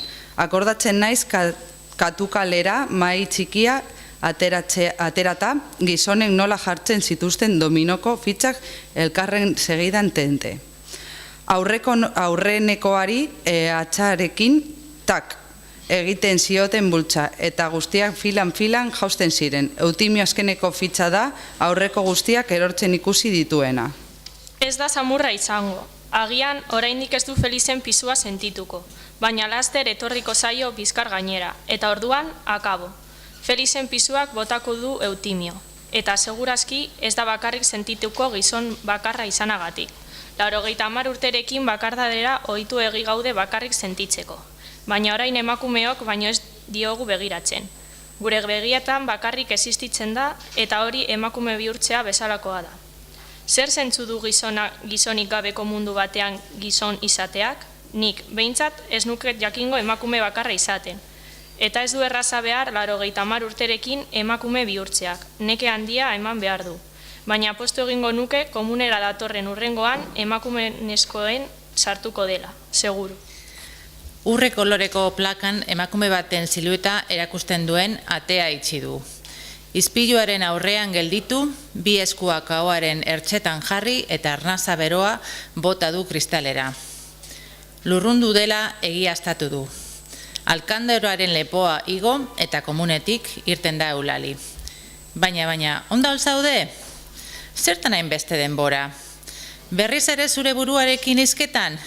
Eulaliri besoetik heldu, aurpegiz aurpegi jarri eta berriro galdetu dio Espainekin imintzio nabarmenak eginez. Ondo zaude, Ondo nago, Isabel, lasai. Pentsatzen ari nintzen. Pentsatzen? Zure dadean ez da ona pentsatzea, Eulali. Gehiegi pentsatzen duzu. Buruaren atzeden atzen utzi behar zenioke. Bombari teraku zenion, baldin baitere. Eta besoarekin bombari tira egiteko keinua imitatu du Isabelek. Barrez hasi da Eulali. Eta orduan nola jakingo dute handik pasa naizela? Euria ari du lehioetan. Feliz hil zenetik aurreko aldiz. Tantek lurraren kontra lertxean egiten duten soinua gogoratzen saiatu da Eulali. Eta Iribarri egin du irudi batzuei beren berezko soinua zeinen ondo gelditzen zaien pentsatu duenean. Diru zorroa erakutsi die mailaren jiran eserita dauden beste hirurei. Nahi alduzue beste bana, neskak? Eutimiok begirazuna bota dio. Bera ere, nesken taldean sartu duelako inolako berizketarik egin gabe. Baina inor ez du ezezko keinurik egin. Isabelek beste erronda bat atera du. Eta herrieta egin die kafea hartzean gero eta gehiago zikintzen derako. Isabel ez da ohartzen zikina gauza badela. Eta kafea blusan utxilako marka beste bat. Dendarien ahoan sartzen den Eulia ez du sekula bizirik ateratzen Martina. Amaren esaldietako bat zen, ulertu ezarren, aho zabalik usten ninduten esaldi haietako bat. Dendako atea itzi aurretik elzazidan, eta zuzen begiratu zidan begietara. Amak, benetan ari naun, esan nahi zuenean begiratzen zuen bezala. Nik ez nuen sekula Eulirik irentzi, ez da nahi ere, baina hala eta guztiz, baietz egin nion buruarekin, ulertu nuela eta joateko lasai. Eskolako atzenaldia aprobetsatuz eta Doña Pasen baimenarekin dendara jaitzia nintzen korrika. Bestela, amaitz baitzuen enkarguak egiteko modurik izaten. Gure etxeko bebarruak bi zati zituen. Alde batean aitaren bizartegia zegoen, eta han gizonak baino ez ziren sartzen, eta gizonen gauzei buruz hitz egiten zen. Hala esaten zidan aitak burua deskuiduan, dendako mostradoretik bizartegiko atera arrimatzen banuen. Alde hortik soko mirona. Gizonen kontu ezari gaitun. Eta orduan jakin nuen gizonen kontuak zirela barre algara altuegiak eta apustuak ohorea eta tiradera bat giltzaz itxita mesanotxean. Gure herrian aitek beti izaten baitzuten giltzaz itxitako kasoi bat beraientzat bakarrik. Hemen kasoiak irekita egoten ziren eta mukizapiak izaten zituzten barruan. Gizonez gain, gure ama ere sartzen zen bizartegira gizonen hilak jasotzeko erratza pasatzera, baina amaren aurrean ez zen gizonen kontu ez hitz egiten.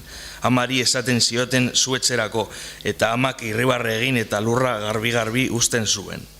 Alde batean gure aitaren bizartegia zegoen, eta bestean amaren janari denda txikia, aitak esaten zuen bezala, emakumeek ere beraien gauzez hitz egiteko. Beste gela bat ere bazegoen, biltegi gisako bat, eta bertan egiten genituen baskari afariak, denda zabalik utzita. Inork ezer behar bazuen edo zein ordutan sartzedin atea jo gabe. Errezela berde batek bereizten zuen denda biltegitik. Dendak aurreko atea irekita behar din beti, eta atzekoa beti itxita. Esango zuen gure ama kafareren erdian, inor sartu eta ni purrustadaka azizkero. Eta mantala astindu eta irribarrez egingo zion kasu desorduetako bezeroari. Eta nik berriro sumatuko nuen zerbait importantea ulertu gabe gelditu nintzela. Jende asko zebilenetan eta dendako bezeroek itxaron beharra izaten zutenetan, aitak bizartegitik atera eta zein zeudenak entretenitzeari ekiten zion. Itxasoan ikasitako txisteak kontatzen zizkien edo olaetarrei eta basustarrei buruzko astakeriak bestela. espaitzegoen alboko herrietakoen bizkar barre egitea bezalakorik kantoietarrei irribarrea ateratzeko. Bazuen aitak zirtolari fama, hitzjokoak egiten benetan ona ama zen arren. Amak, baina, etxerako gordetzen zituen esaldi zorrotzak, edo lotxatu antzean esaten zituen, eta jendeari ez zioten aitarenek adinako graziarik egiten. Aita ona zen jende entretenitzen, baina ez ekien dendako lanetan. Ura, amaren eta 7 urte bete nituen egunetik nire egitekoa zen. Nik ez nuen ondo konprenitzen aitak zergatik ez ekien dendako lanetan, komplikaziorik ez bainion topatzen batere. Eta pentsatzen nuen lau esku eta hau zirtolari batekin baino eskarrago egingo genuela bezeroekikoa 6 eskurekin eta hoa itzita. Baina tira, denborarekin ulertu nuen badirela hainbat gauza ulertu behar ez direnak. Hala direnak eta kito. Itsasoan euria bezala, zergatik egiten du euria itsasoan, zertarako? Hala da, kito, hori. Horregatik, joan behar izaten nuen dendara eskaloako atsedenaldietan. Badakit gerora ere ez naizela asko hasi. Hankapuntetan ukitzen dudala 1,5 metroa, baina txikia nintzen oso. Herri hau bezain txikia eta polita zarazu, esaten zidan esnezaleak, asto atarian lotuta. Horren nintzen txikia, ez mai nintzen dendako mostradoretik begiak ateratzera iristen.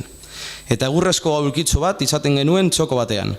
Han gainera igota, esan egunon, Maria, eta zer jarriko dizut, benetako emakumea banintz bezala. Aitak ezin zuen jasani txikia izatea.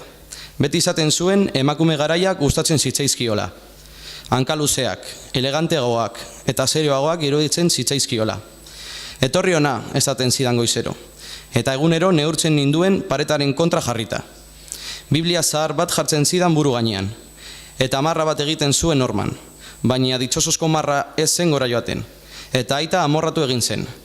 Behin oiuka galdetu zidan ea nanoa izaten jarraitzeko asmoa nuen betiko. Ba ez, aita, ez zen inola ere nire asmoa. Ni saiatzen nintzen azten. Nire indar guztiarekin saiatu ere. Ez bainion aitari utz egin nahi. Lotara joan aurretik, lurrean etzan, eskuekin oearen hankei, heldu eta luze-luze eginda, behatz muturreki logelako beste ertza aukitzen saiatzen nintzen. Hanka puntetan ibiltzen nintzen inork ikusten ez ninduenetan. Zirenak eta ez zirenak probatu nituen. Gazta pusketa bat jaten nuen sukaldetik pasatzen nintzen bakoitzean. Bizkarrezurra, zuzen mantentzen ahalegintzen nintzen eta lepoa tenkatuta izaten nuen beti. Egun osoan norbait tximetatik tiraka izango banu bezala, baina alferrik. Atxo azerrezetzen aita nirekin, edo zer gauzagatik. Babarrun azakuren bat hautsi zitzaidalako edo kontu bat egitea astu nuelako. Atxoa poto bat erori eta lurrindu nuen batean. Atxetik etorri eta zaplastekoa eman zidan dendako bezeroen aurrean, amorruz eman ere. Antxoa potoari arretarik ez jartxagatik eman zidala esan zidan berak.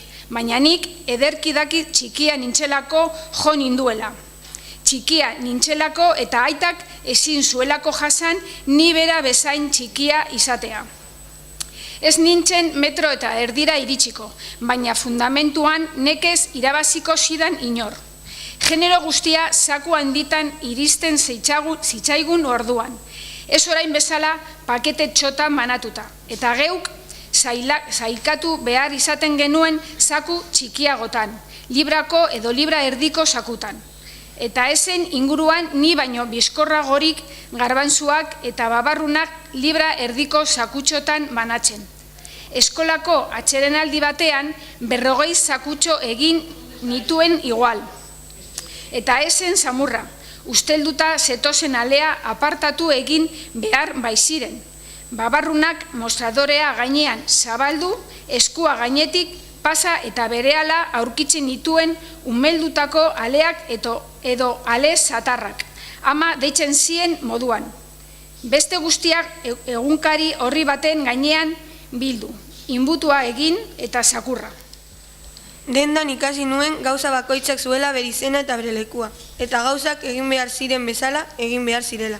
Garbantzuek garbantzuekin behar zutela eta babarrunek babarrunekin, eta saldutako produktuen zerrenda kuadernoaren atzeko horrian apuntatu behar zela ezkerrean bi atzamarreko tartea utzita, eta inork erosketaren bat ordaindu gabe uzten bazuen, konfiantzazkoa zela, etxonekoa bazen, baina probatzetegia eta zuburra arropa zapatillak jazten baitzituen. Ikasi nuen erratza 4 aldiz pasatu behar zela egunean, eta erakusleioko kristala goitik bera garbitu behar zela, eta ez alderantziz. Ikasi nuen baita ere kantoietarrekin eskondu behar zutela, eta asko jota olatarrekin edo basuztarrekin, eta aukera egokia egitea komeni zela, gero ez baitzegoen senarra aldatzeko modurik. Soineko batekin aspertuz gero ere, urasei jantzi behar izaten zen tarrataz josi eta eguna usteldu arte, bada, senarrekin berdin. Ezin zen inola ere, Teresaren aitako bezala, Frantziako beraneante bati gerritik helduta, herritik alde, egin ark emazteak baino gerri finagoa zuelako. Ezin ziren emaztea eta labak abandonatu eta galtzerdiak nori josi ezekitela utziz, ezin zelako. Harri eta zur gelditu nintzen Teresaren aitak herritik Frantziako emakume batekin ihes egin zuela entzun nuenean. Aulkitxoaren gainera igo eta esan nien txutxumutxuka ari ziren bi emakumeei oso ker zebiltzala. Teresaren aita gizon-gizona zela herrian gizonik bazen. Eta ternuara joana zela bakaiotara. Eta bakaiotara joatea ez zela antxoatara joatea. Ea zer uste zuten. Horregatik ez zela denbora luzean itzuli. Gainera, frantsesitak ziren. Nola jengo zen bat Teresaren aita haietako batekin. Ez zegoen ura sinistuko zuen amaren alabarik. Frantsesak ostatura etortzen ziren udan, 3-4 familia beren alabaile horiekin, eta guk inbidiaz begiratzen genien neskamari pertsenta haiei. Bagenikien ez genuela haiek bezalakoak izan behar, ez genuela haiek bezalakoak izan nahi ere, baina zertan ukatu, bazuten frantsesitek guk ez geneukan beste distira bat. Bat ere lotzari gabe, ateratzen zuten mingaina izozkia miazkatzeko, eta guri ere ahoa pizka bat ireki arazten zigun keinu hark, haintzen erakargarria eta itxaskorra. Gogoan dut, udako arratsalde askotan, haiei begira egoten ginela, Katraponako petreilean ezerita eta etxera iritsitakoan, izpilu zaharrean aurrean jartzen nintzela, eskuetan kandela bat hartuta mingain mugimendu hura entzeatzen. Sukaldeko apalategitik bendeikatzeko izaten ziren kandela haietariko bat hartu eta kandela izozkia baritz bezala urtuta iesi zijoa zen txokolate tantak imaginatzen nituen. Mi puntarekin harrapatu banitu bezala egiten nuen. Mingaina behetik gora pasaz argizariari eta kandelaren punta miazkada batekin biltzen nuen. Frantsesitek izozkiaren bola biribiltzeko egiten zuten mugimendua errepikatuz. Ile horian nintzela ere amesten nuen eta oresta argiak nintuela. Doi gorantz begirazten zuen sudurtziki baten gainean. Ze kristotan ari haiz? Ez dakit zer entzun nuen lehenago. Aitaren galdera ala eman zidan zaplastekoa. Lotza sentitu nuen ispiluaren aurrean zutik eta kandela eskuetan nuela. Enekien zer esan, masail gorritua etzali nuen libre nuen eskuarekin, baina naita ere ezin izan nuen ispiliku irudia estali. Ama ikusi nuen, aitaren eskuari begira, lehenengo, niri begira gero, eta biltegiko errezela berdeen atzean desagertzen azkenik. Baina hala ere, zin egin nion neure buruari. Egunean batean, izozki bat modu hartan jango nuela, txokolatezkoa, eta nik ere erakutsiko nituela eguzkiak urrez bustitako sorbaldak. Soineko lepo zabal bat jantzita. Irudi haiek buruan egin nuen dendatik eskolarako bidea. Ama enkargoak egitetik itzuli zenean. Aire, segi esan zidan ipurditko txiki bat emanez eta egurrezko aulkitzotik salto eginez, korrika abiatu nintzen berriro aldapagora. Neskak jotzen hasi ziren iritzi nintzenerako. Baziren eta 10 minutu atsedenaldia amaitu zela. Barkatu, Doña Paz, esan, eta nire harien bila joan nintzen presaka. Berandu iristen nintzen guztietan bezala, serio begiratu zidan Doña Pazek, baina ez zidan ezer esan. Teresa bilatu nuen nesken artean, eta haren aldamenean jarri nintzen. Ni baino 7 urte zarragoa zen, baina beti hartzen nituen ondo, eta gustatzen zitzaidan, ematen zidan tratua. Nagusiago sentitzen nintzen berarekin nengoenean, eta seriotan hartzen ninduela banekien. Askotan lotsatu egiten nintzen, izan ere, bat ere erreparorik gabe hitz egiten zuen Teresak mutil kontuaz. Sexua hitza ere berari entzun nion lehenengoz. Sexua. Beste guztiok naskagarrikeriatan ibili esaten genuen garaian, etxea, mendia edo txalupa esaten den beratasun berberarekin esan zuen sexua Teresak. Bere 5 letrekin. Ez dut, sekula ahaztuko hitz ura entzunda sentitu nuen zirrara. Hitz berak lizunki ukitu izan banindu bezala. Azkar igarri zion Teresak nire urduritasun lotsatiari, eta barre egin zuen begiekin. Ni haren ile beltzari begira gelditu nintzen, kiskurretan katigatuta, ileak ere barre egiten baitzion Teresari begiekin barre egiten zuenean. Horregatik guztiagatik, Teresak fama txarra zuen zenbait neskaren artean, baina bazuen zerbait ni berarengana erakartzen ninduena. Zenbat poltsa egin ditun gaur, galdetu zidan irribarrez, baina biztan brodatzen ari zen eskusapitik apartatu gabe. 30 bai, erantzun nion harro, eta gero, barrez, dendako bi emakume haiek bere aitari buruz esan zuten txorakeria kontatu nion, ni ere josketan erabat kontzentratuta. Baina isiltasuna luzatu egin zela nabaritu nuen, eta eskusapitik biztaltzatu nuenean, Teresa begira nuela ikusi nuen. Egia dun, esan zidan serio eta apeka, eta josten jarraitu zuen, eskusapia behin eta berriro zeharkatuz, jostorratzarekin behin eta berriro. Nire begiak Teresaren titaretik apartatu ezinik ningoela, estulkolpe batek hartu ninduen, eta estulka eta arnaz estuka hasi nintzen gelditu ezin da. Zapia utzi eta bizkarrean kolpeka hasi zitzaidan Teresa, bota esaten zidala. Itoko nintzela sentitu nuen, baina eskerrak Teresak emandako sartako batek estarria libratu zidan.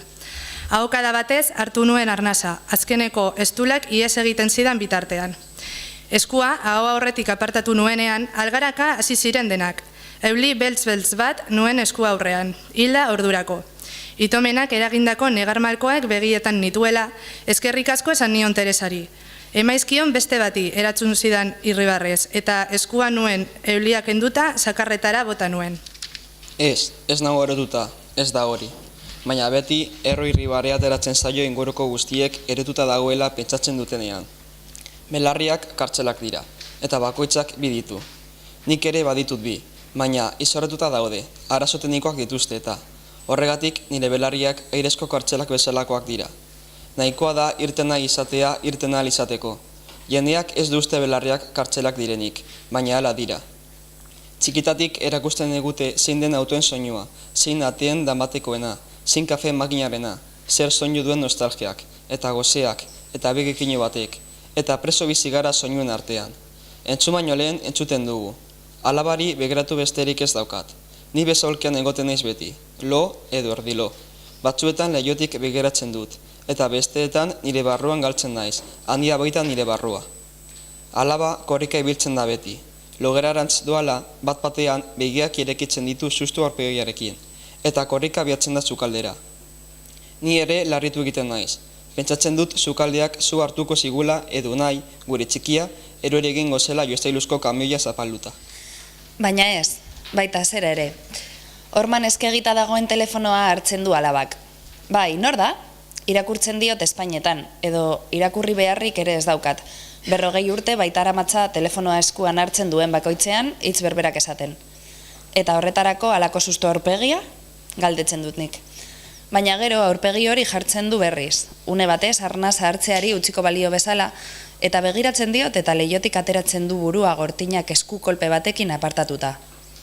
Euli bat irteten da egan, susto aurpegiarekin ura ere. Handik pizka batera azaltzen dit, ama zaharrari izpidea eman behar baitzaiolantzean behin, auto baten galgatze hotzak larritu duela, eta gero barrura berriro. Handik gutxira presaka sartuko du eskua poltsan, izerditan, eta nik ez dut ezer ulertuko. Nik poltsan karteratxoa eramaten dut txanpon txiki batzuekin, espainetakoa eta goxoki pare bat, limoizkoak, aurrentzat. Baina poltsa irekitzeko alako presarik, ez da iztoa saman jarrita lapurreta egin nahi baliote ere. Sakelakoa jakina. Eta gero garbantzuak fiuka hasi omen direla eta sukalderak korrika. Irratiak notiziak emateko minutu bakarra falta dela, transistore zaharraren ondora harrapaladan. Elizako kanpaiek amabiak jo dituztela, Ikerren bila ikastolara, eta ni neure barruko labirintoan galduta lasai asko. Egia esan, nik ere entzuten ditu soinuak, ez uste. Askotan, besoetatik entzuten dut orain, Martinak edo Teresak ukondoz kolpetxoak ematen dizkidatenean. Gure morse kode propioa eraiki dugu.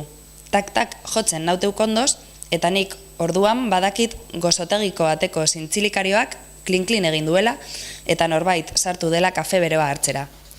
Soinuak entzutea berez ez baita txarra, memoriak egiten digu kalte baina.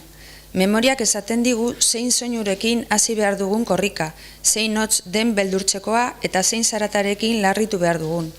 Baina zertarako beldurtu txangoek korrika azteko balioz dituzunean?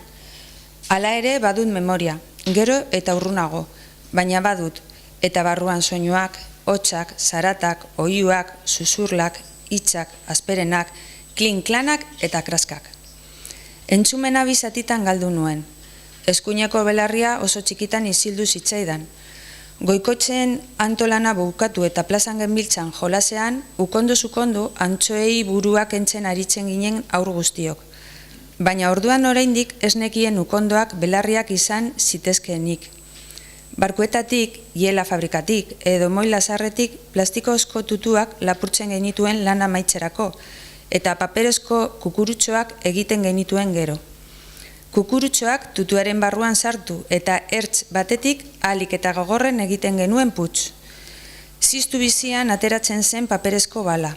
Horrela esan da ez dirudi oso arriskutsua, baina Felizen anaia zena Jacintok nigandik gertu samar egin genuen putz, eta paperezko bala punta zorrotxa zuzenean sartu zen nire belarriko zulora. Zaz, tinpanoa hautsi zidan. Nire belarriari birgitasuna ostu zion 6 urte nituela, eta oihu egin zidan belarriak astebetez. Astebete osoa pi zorrotz eta mingarri bat entzun behar izan nuen eskuineko belarrian. Belarriaren barruan burminetik oso gertu, eta gero isiltasuna iritzin zen betiko. Ordunanik eskerrokezkak, presak eta larrituzunak baino ez nituen izan. Eskuinean lasaitasuna sartu zitzaidan. Itxaskarako labilakatu zitzaidan belarria. Inoz etxundako olatu apartxoen oihartzun aspaldikoa baino ez. Eskerrakoari gehiago kosta zitzaion. Areazko kartzela erraidol baten modukoa zen nire eskerreko belarria, eta olatu asko behar izan ditu behera etortzeko. Behar izan ditu milaka ordu portuan sare gorritan konpontzen eta tindalekura eramaten. Oiako ziren ahotzen eta batelen motorren txar-txar etengabearen artean. Behar izan ditu entzuten ez zidan zenar bat eta gehiegi entzuten zuten 6 seme-alabak. Garbigailu bat kirrinka eta telebista zaharra marmarka, igande arratsaldeetako balzaiek gerritik doidoi helduta, eta eskondutan nengoelako entzun nahi izan ez nuen polita zeraiz baulali, ura. Arrandegiko oiuak eta trumoiaren burrumba ura amail zitzaigun egunean. Eta azkenean joan ziren, ata ama eta entzumena biak eskutik helduta. Eta orduan hasi zen, beno, hasierako hilabeteetan zuzena izan nintzen, formala, eta entzumendunen kode naturalak eskatzen zuen gizara jokatzen nuen. Auto bat ikusi eta autoaren hotza erreskatatzen nuen memoriatik. Gasolina eta diesel motorrak ere bereizten nituen, pentsa. Zakurrak ahoa zabaltzen ikusi orduko, zaunka hotza eratzen zuen burmuinean, eta urtetan ikasi bezala gain nintzen Ferminen Fox Terriaren eta Arkaitzen Dobermanaren zaunkaren artean bereizteko.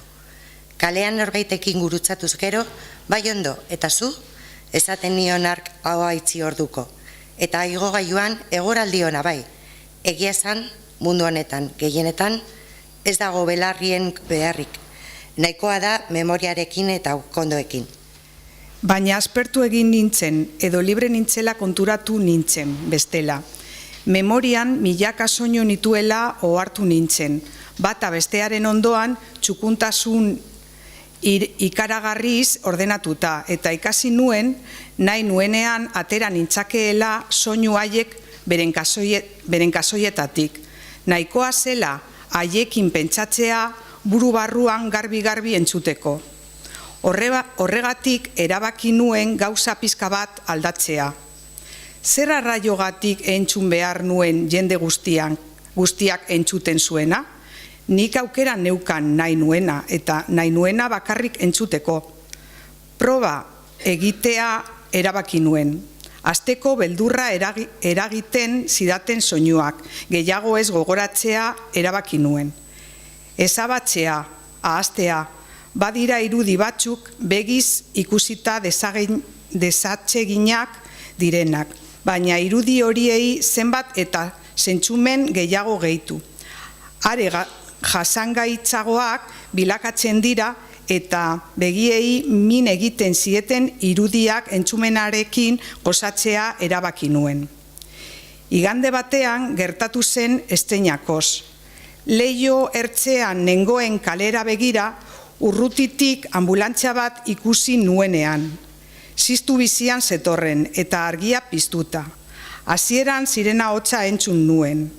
Luzea baita soinuen inertzia bat segituan begiragarroaren kantua pentsatu nuen. Birigarroaren kantua. Begiak itxi nituen eta gereziondo baten adarra ikusi nuen. Anbulantzia gure leihopetik igaro zenerako argi laranjek ozen egiten zuten txorrotxio. Birigarroak goizero gure baserri zaharreko gereziondiotik egiten zuen bezala. Handik aurrera, ambulantziek birigarro kantuaren soinua dute nire memorian.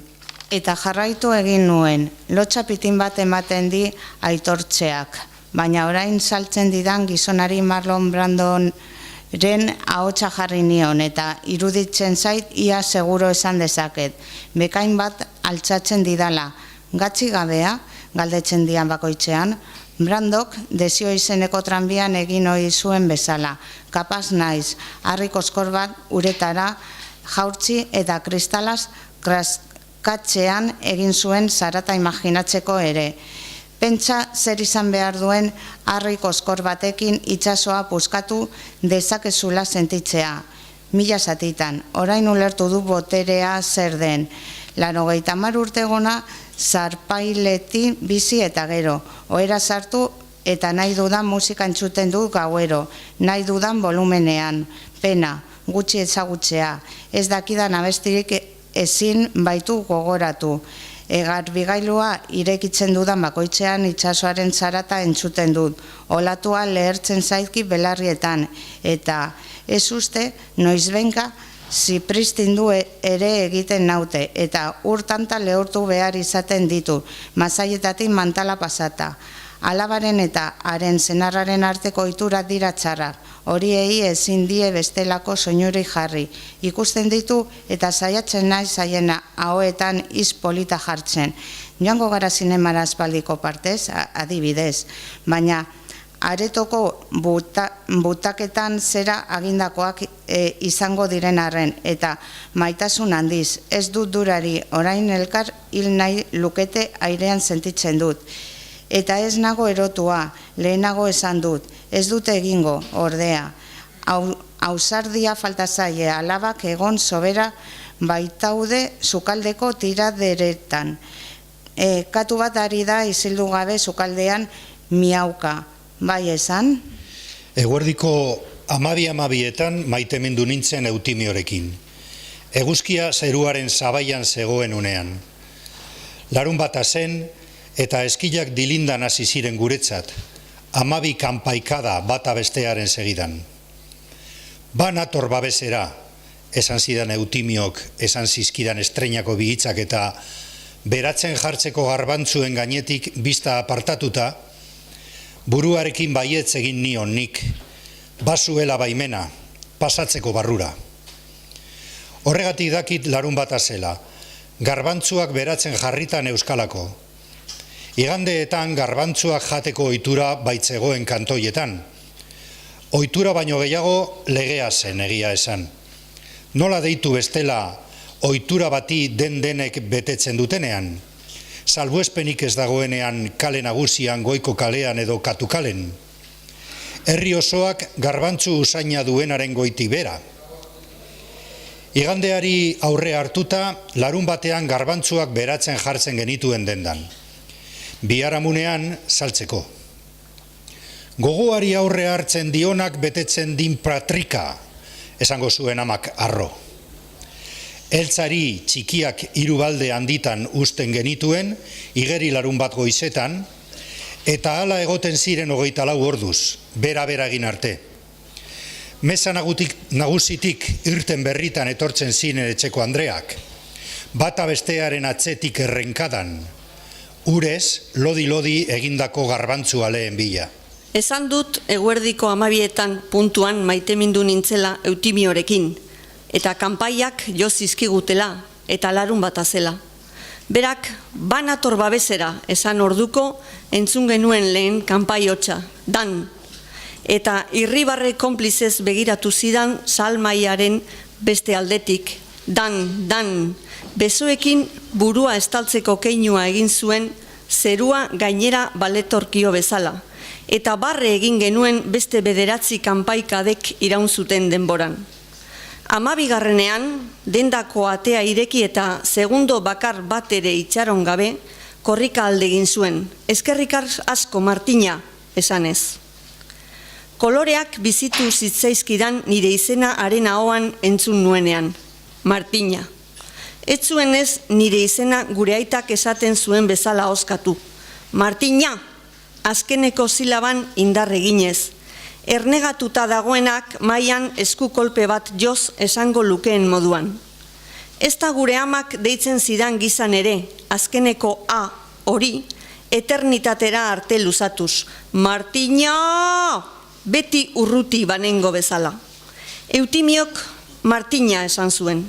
Nire izena zapata distiratsuekin jantzitako neska aberatzen batena balitz bezala, eta atea danbateko batekin itxita alde egin izanez balu, errepikatzeko erregutuko niokeen. Errepikatzeko nire izena behin eta berriz, noizbait izango nintzen emakume langilea, ama zorrotza eta amona isila ez zitezen arrotz sentitu 3 silaba haien barruan. Urrengo asteetan 11 aldiz ikusi nuen Eutimio, orratz luzea kanpandorrera begira jartzen zenean beti. 11etan puntu-puntuan, 4etan puntu-puntuan, 7etan puntu-puntuan. Eta beti kanpai hotsarekin, batzuetan 11 izaten ziren, besteetan 4, urrengoan 7. Eta ezkilek segundo oro jotzen zutenez, batzuetan 11 segundo egoten ginen elkarrekin, besteetan 4, urrengoan 7. Eta gero, eskerrik asko Martina, eta danbateko bat atean. Eutimiok ez zuen sekula ezer erosten. Oraindik fabrikan ari zen arren, laster hasiko omen zen itsasoan, eta bitartean mandatuak egiten ibiltzen zen moilan. Honi barniza ekarri, ari amuak erosi, ondokari garnaka prestatu, antzekoaren emazteari enkargua eman, ondo konpotzen omen zen fabrikako nagusiarekin, eta haren baimenarekin jaisten zen egunero pare bat orduz mailako lanak egitera. Ez zidan askoz gehiago kontatzen, segundo eskukada batean ez zen hitz gehiago kabitzen. Eskukada hartan kabitzen ez zirenak Teresari galdetzen nizkion dendara bizitan etortzen zenetan. Berak zaindu zuen Eutimio umetan, eta ondo zekin haren berri. Ederki asko zekin igerian, azaldu zidan barrez lehertzen. Eutimiok itsasoan hasteko zeukan asmoa aipatu nionean, kontatu zidan berak Santa Teresako probarena. Kantoietako zinezkeriak itsasontzitan ez baizuten igerian zekien Marilenik hartzen. Itsasoan onduratu egin omen ziren, barruan igerian zekin tostarkekorik eramanez gero. Eta patroiak amuarikosk, bere kasa ikasi zinan txikitan, moila zaharrean, antzirrian. Jesus, makina bat aldiz ikusi ninan, umea zenean lupia baino ubilagu uretan. Ik ere ikusiko unan, irribare egin nuen. Baietz 3 urte azalera irten gabe, jakina ikusi nuela. Santa Teresarako proba egin zioten egunean, ordea, serio esan omen zion patroiari berak ezekiela igerian. Eta hala ote zen egiaztatzeko kaleretik bera bota zutenean ere, ederki egin omen zituen itoaren plantak. Benetan itotzen ari denak, baino beto. Arropa soinean zuela bota omen zuten itsasora, espartinak oinetan. Teresako 25 urte bete zituen, Eutimio, harin izena zuen itsasontzian hartu zuten egunean, sortea emango zidan Teresita, esaten omen zion adarra joz. Moiatik etxera bidean ikusi omen zuen nola bota zuten Eutimio kaleretik bera, eta nahikoa barregin omen zuen, ura ito beharrean ikusita. Begiarekin keinu egin omen zion, eskua gora altxatuta, burua zipristin artean urperatzen zuen bitartean. Kalamidade arrania gehitu zuen Teresak. Eta hi mandilorrekin enamoratuta, ezurretaraino. Santa Teresan hasi baino lehen, mandatuen aginpeko kalean gora eta bera ibili behar horretan. Kaioen hegalditik babesteko sartzen zen, aldian behin gurera.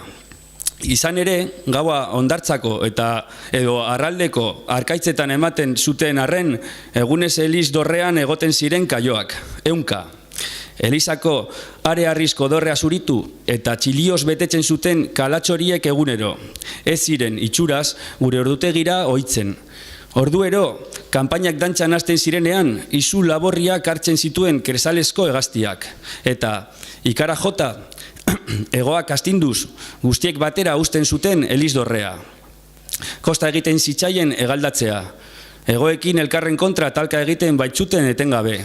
Eta nazpila zuri bat, txilio nabaza bat, sortzen zuten dorrearen inguruan. Elizako erlojuak ordua ematen zuen bakoitzean, presakan, bebarruetan sartzen ziren kantoietarrak, edo Elizpean, edo plazako arkupeetan. Eta terperik aurkitu ezin zutenek, zapiren bat, egunkaria edo besoak eramaten zituzten burura. Herria goitik bera zipristintzen baitzuten kaio zirinek. Eutimiok banator babesera esaten zuen, eta zera raio, kaioek herriak akasten zuten bitartean munduan kanpaia jotzen zizkion nire maiteminari. 7. segundoan izan zen, 7. eskila hotzean. 4 falta zirelako dakit, 7. zela.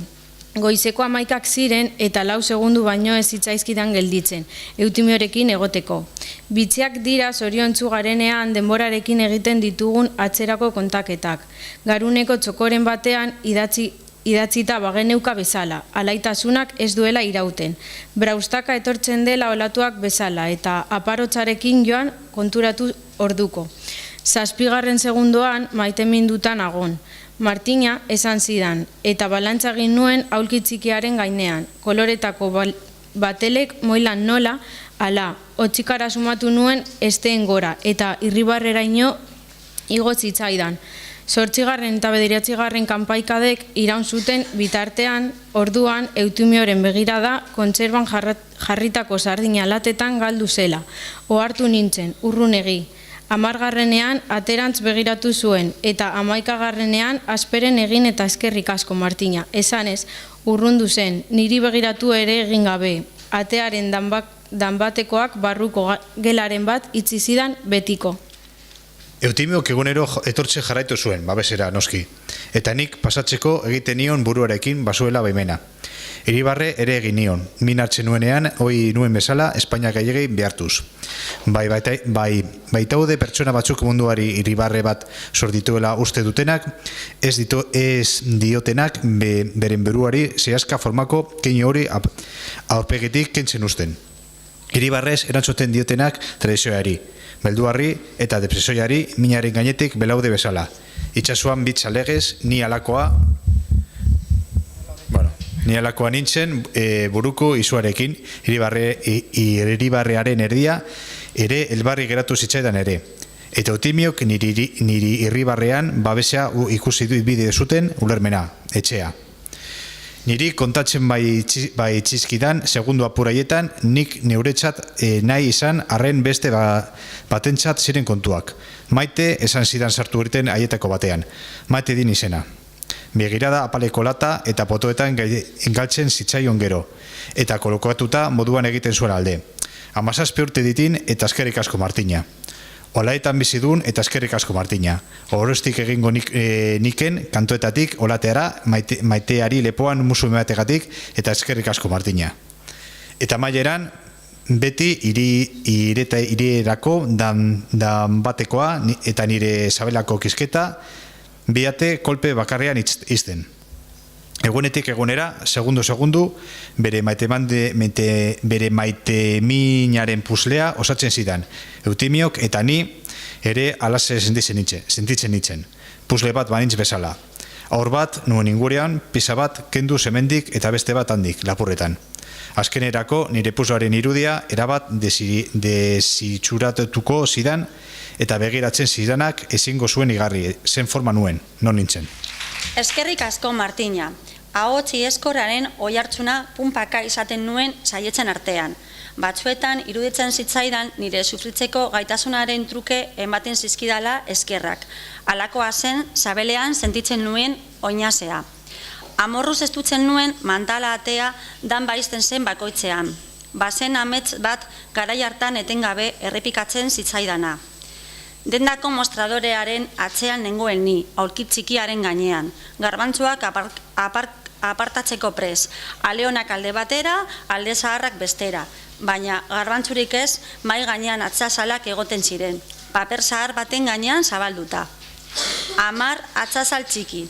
Izututa nire eskuei erreparatzen nien orduan eta atzak haragi bizitan nituela ikusten nuen. Zeremonia handiz, mostradore gainetik atzazalak hartu, ondo aztertu eta banan-banan jartzen dituen bakoitza bere lekuan.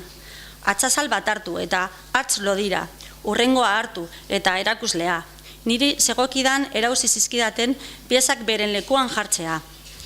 Beranduegi ulertu nuen ametzaren esanahia, eta halako batean etortzeari utzi zion Eutimiok. Frantziara ihes egin zuen San Mateo itsasontzian, bere aitarekin eta inguruko ergetako beste hainbat gizonekin. Ez zuten guztiek alde egin, baina aitaren bizartegiko erratzak hile gutxi jaso zuen egun haietan. Garai hartan ikasi nuen ohoreaz gain, apustuak eta giltzak itxitako tiraderaz gain, bazela gizonena zen beste gai bat, gerra. Estutu egin nintzen, ez bainuen Eutimio luzak ikusiku, baina bestalde eta inori aitortu ez banion ere, sabeleko korapillo askatu egin zitzaidan ertzetatik. Fratxean baldin bazegoen ez zegoen maiterekin, eta baldin fraintzain bazegoen ez nuen eguna harin zain pasa beharrik. Atera begira ordua jotzen zuen bakoitzean. Kanpaiak utzik zeuden, onerako eta txarrerako. Teresak ondo igarri zion nire utzunearen neurriari, eta eutsi egin zidan bi eskuekin eutsi ere. Ondo zekien dendan oinpean erabiltzen nuen egurrezko aulkitzoaren modukoa zela bera niretzat. Koska bat irabazten nuen berarekin, eta ausardia ematen zidan munduari benetako emakumea banintz bezala gebiratzeko. Egunero egiten zuen sartu irtena dendan, zer modez nengoen galdetu gabe, zer modez nengoen jakiteko. Goiz hartan, umore honez ikusi nuen kalean betik gora zetorrela, esku banatan karga egindako bi balde arrainekin. Itzoen lagunduko dinat, oiu egin nion dendako atea, izten nuen bitartean. 5 minutogatik ez zen inor larrituko. Jaungoikoa, zenbat antxoa, zenbat kilo dira? 20, erantzun zidan arnaz estuen artean barrez. Umetan eulalik eta berak erabiltzen zuten kontaketa modu zelebrea oroituz. Txoro alaena eta nondik atora duena enbeste. Gonapetik Marti, gonapetik, kezeneko Jose Angel oparia dum. Kitan arraioa, ekar esan lagunduko dinat. Kilo bat antxoa oparitu zidan, buruko zapiarekin egintako poltsa arrainez bete eta adendako atarian utzi genuen. Gero, etxera lagundu nien Teresari, baldeak eramatera. Berak 25 urte zituen, nik 18. Ondo asko dut gogoan. Elizatzera iritsi ginenean gertatu zen. Nor da hori galdetu nion? Bizikleta bat zen. Peugeot markakoa. Bazusta aldetik kantoietara zetorrena. Besotik heldu zidan Teresak. Eta Elizpeko arkupetara eraman ninduen. Baldeak lurrean utzi eta arrizko zutabe lodi baten atzean jarri ginen biok. Gizona lasai sartu zen herrira, bizikletaren pedalei poliki eraginez. Bota beltzak zituen, galtza zabalak eta izteterreraino luze zuen jaka, gerriko beltzez estutua. Buruan txapel itxusi bat zeraman, arraroa. Plazaren ondoko frontoian 3 mutil txiki ari zen eskupilotan. Amona bat puntua egiten ari zen eserleku batean. Eta 2 gizon pintura poteekin eta trapuekin zijoa zen moiarantz. Ur handitzen egondako txalupak pintatzera edo. Gizona plaza erdian geratu zen. Puntua egiten ari zen amona begira zuela. Aiene, atera zitzaion amonari. Bizikletaren parrillatik atera eta plazaren erdian zabaldu zuen Espainiaren bandera. Haizeak mendebaldetik jotzen zuen. Gizonak 2 tiro egin zituen airera. Kantoi eta tomada. Amonari puntuan hasi zitzaion. Aurrei frontoiaren atzeldera ihes egin zien pilotak eta plazaren ertz batean pintura mantxa bat gelditu zen, gorri-gorria. Txurreroak pisa egin duen lekuan, esan zuen Teresak.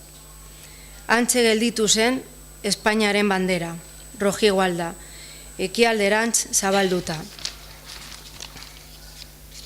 Eutimio uste baino askoz lehenago itzuli zen, baina eguzkia itzultzen den moduan, etorri bezala joateko.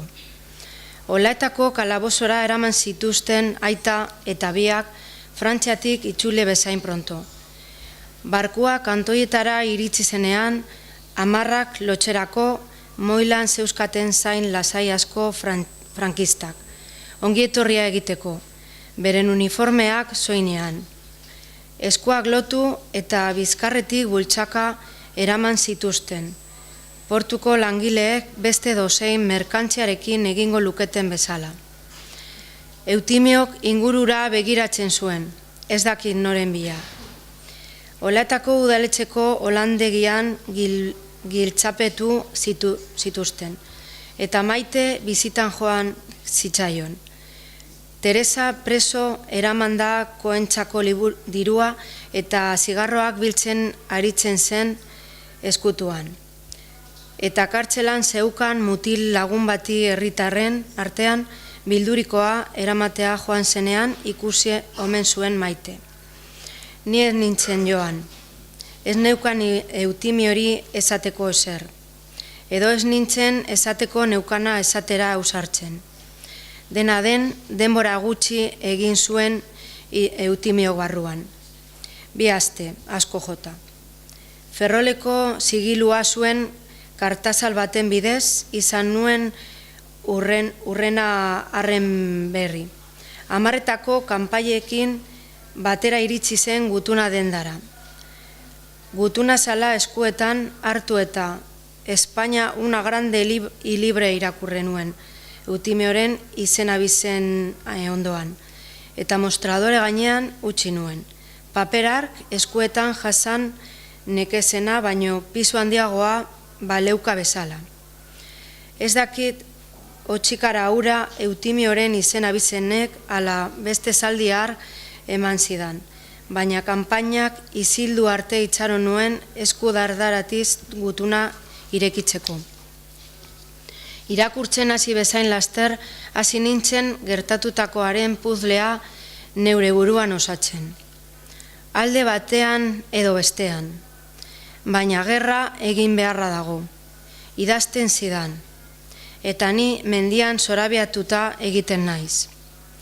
Zuk imaginatzen nauzu fusil batekin harri eta sasi artean korrika. Kalbo Sotelo itsasontzian omen zebilen, eta Baleares izeneko beste batera pasako menzuten laster. Ondo zebilela, leku asko ezagutu zuela, eta itsasoa asko aldatzen zela kantoietatik irtenez gero. Leku batzuetan berdea eta barea zela, eta besteetan beltz-beltza eta apurtsua. Gaua itsatsi baliotxo bezala. Izurdeak ere ikusi zituela itsasontziaren brankan zein urberan joaten zirela batzuetan. Itsasontzi idatzi zuen Eutimiok, baina Teresak beheko Espainiari odoldu arte oska egiten ziola. Argi utzi zidan izenura bonbaketari batena zela, ez itsasontzi batena. Nik gutzenekien gerra kontuez eta politikaz ere apenas. Amak ez baitzidan inorekin gauza haiei buruz hitz egiten usten. Bizarra diten kontu horiek Marti esaten zidan, baina usaintzarra hartu nien hasieratik lerro haiei. Zer esanik ez atzetik zetozenei, zoritzarrez nire ez jakintasunean haiek ondo ulertzeko gain nintzen, ondo egi, mesede eura niri baino ezin zidala eskatu idazten zidan, konfiantza eman izan niola beti, eta bazekiela ez niola utzik egingo. Albezain laster Maiteren gana joateko eskatzen zidan. Aurkitu ezazu eta esan nire zain egoteko itzuliko naizela eta itxareteko mesedez. Haren etxean non zegoen azaltzen zidan eta olaetako marrazki bat ere egin zuen, bidean ez nintzela galduko ziurtatzeko eta jakina gutuna ezin beste era batera amaitu. Eskerrik asko Martina jartzen zuen eta azpian makinaz idatzita berriro. Espainia una grande y libre. Gutuna eskuetan zimurtuta nuela korrikatera nintzen, denda zaintzeko inorba ote zegoen begiratu ere egin gabe. Arnazestuaren eta mukien artean malkoek atzera ziez egiten zidaten. Oihu egiteko beharra sentitzen nuen eta lase egin nuen Teresaren etxea aurrera iritsi nintzenean. Erraietatik oihukatu nuen Teresaren izena.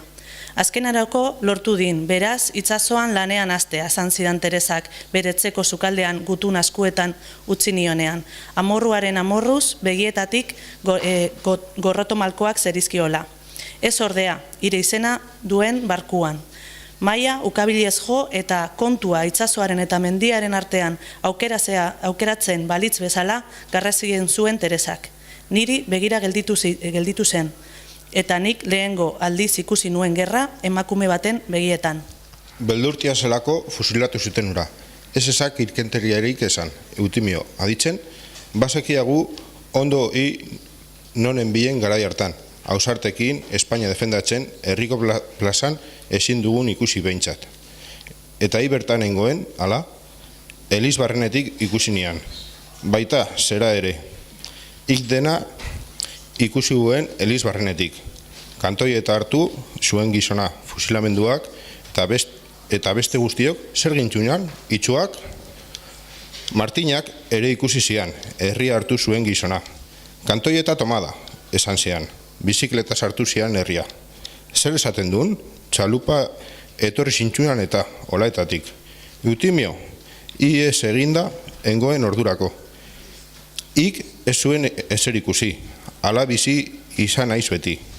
Baina nola hartuko zinean ba, herriak gizon bakarra hartu zian ba, eta lasai asko gainera. Kantoi eta hartu, buelta erdia eman, eta bizikletan alde egin zian, etorri bezala. Eta nolatan etorri zen basustatik, konkistaki aldetik hasi bazuten? Ahaztu egin zitean. Ahaztu? Ez zitean ikusi. Ikusi zer? Kantoieta, olaetatik mendiz joan zituan basustaraino, gurutze gainetik, eta kantoieta zenik ere erdian ahaztu zitean. Basustan eman omen zietean abizua, eta gizon bat bidali zitean kantoieta hartzera, Peugeot markako bizikleta batean. Teresak ez dizu gezurrik esaten Eutimio, neu ere bertan nengoen. Ordutik dago pintura gorria plazan, gizon batzuk txalupa pintatzera zijoa zen, eta frankista hark airera bitiro egitean pintura poto bat lurrera erori zitzaien. Zer diozu, Marti, hori esalda bat txurreroaren odola? Ez, txurreroa frontoian fusilatu zuten. Kakati hutsa zelako. Ez lerdokeriak esan, ura gizona ausartazuan. Eta zergatik egin zioten tiro orduan, Teresita? Beldurtia zela pentsatu zutelako. Horixe ba. Ez du gauza bera. Zortzi gizon jarri zituzten egun hartan frontoiko hormaren kontra. Elizbarrenetik ikusi nuen, eta badakit ez nintzela bertatik kausalitate zigaro. Guri lekuko izatea tokatu zitzaigun, zerbaitegatik dauzkat bi nini begi bakarrean. Sukaldean gerrako gutunak irakurtzea, bazijoazenak eta bazetozenak agurtuz moilan zapi astintzea, itzultzen ez zirenei negar egitea, lehoiko errezelak pizka bat apartatzea. Frontoian txurreroa nola fuselatzen zuten ikustea, biharamunean odol putsua garbitzea.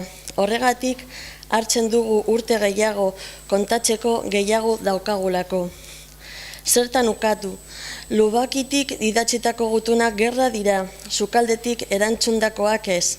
Baina gizonek ez bezala gu gerra ikusi egin genuen, eta usaindu. Fusila eskuan korrika eri denak bere pausoa baino ez du ikusten, baina nik txurreroa ikusi nuen hormaren kontra lehertzen, marrutik lehertzen, hau zabalik lurrera erortzen odolari, bat Espainiatetik zintzilik eta bi soldaduak kobardi jodeputa esaten. Odol usaina ez da sekula hazten. Zuk nola hil nahi zenuke? Galdetzen ditugenak, askotan gelditzen gara zer erantzunez dakigula. Ez dut hil nahi izaten da beurura etortzen zaigun aurreneko erantzuna, eta lotsatu egiten gara umemokoak bagina bezala, heriotzari aurpegira begiratzeko barrenik ez daukagulako. Aurpegi hotza du heriotzak izan ere. Badira sufrimendurik gabe erantzuten dutenak, edo nire etxeko ohean, edo maite nauen jendeak ingurutatu, edo gehiegi zahartu aurretik. Baina gauza bat seguru da, inorgek luke galtzetan pisa eginda hil nahi. Biluzik biltzea baino okerragoa da hori, duintasun izpirik gabe. Nik nola hil nahi dudan galdetzen ditudanean, lore moreak dituen soinekoa jantzita erantzuten dut. Daukadan politena da. Igandea zen, eguerdia hortxe. Bi soldaduak mantxu ari ziren 8 gizonen aurrean batera eta bestera oinez.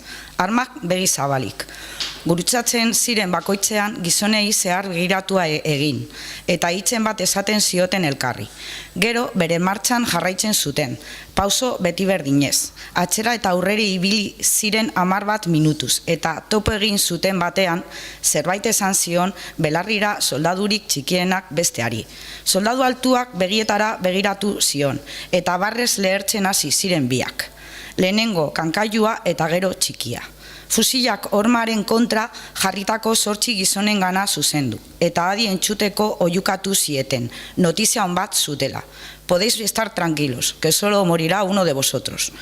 Bi uniforme dunei barreak galoien artetik egiten zien iez, gozatzen ari ziren.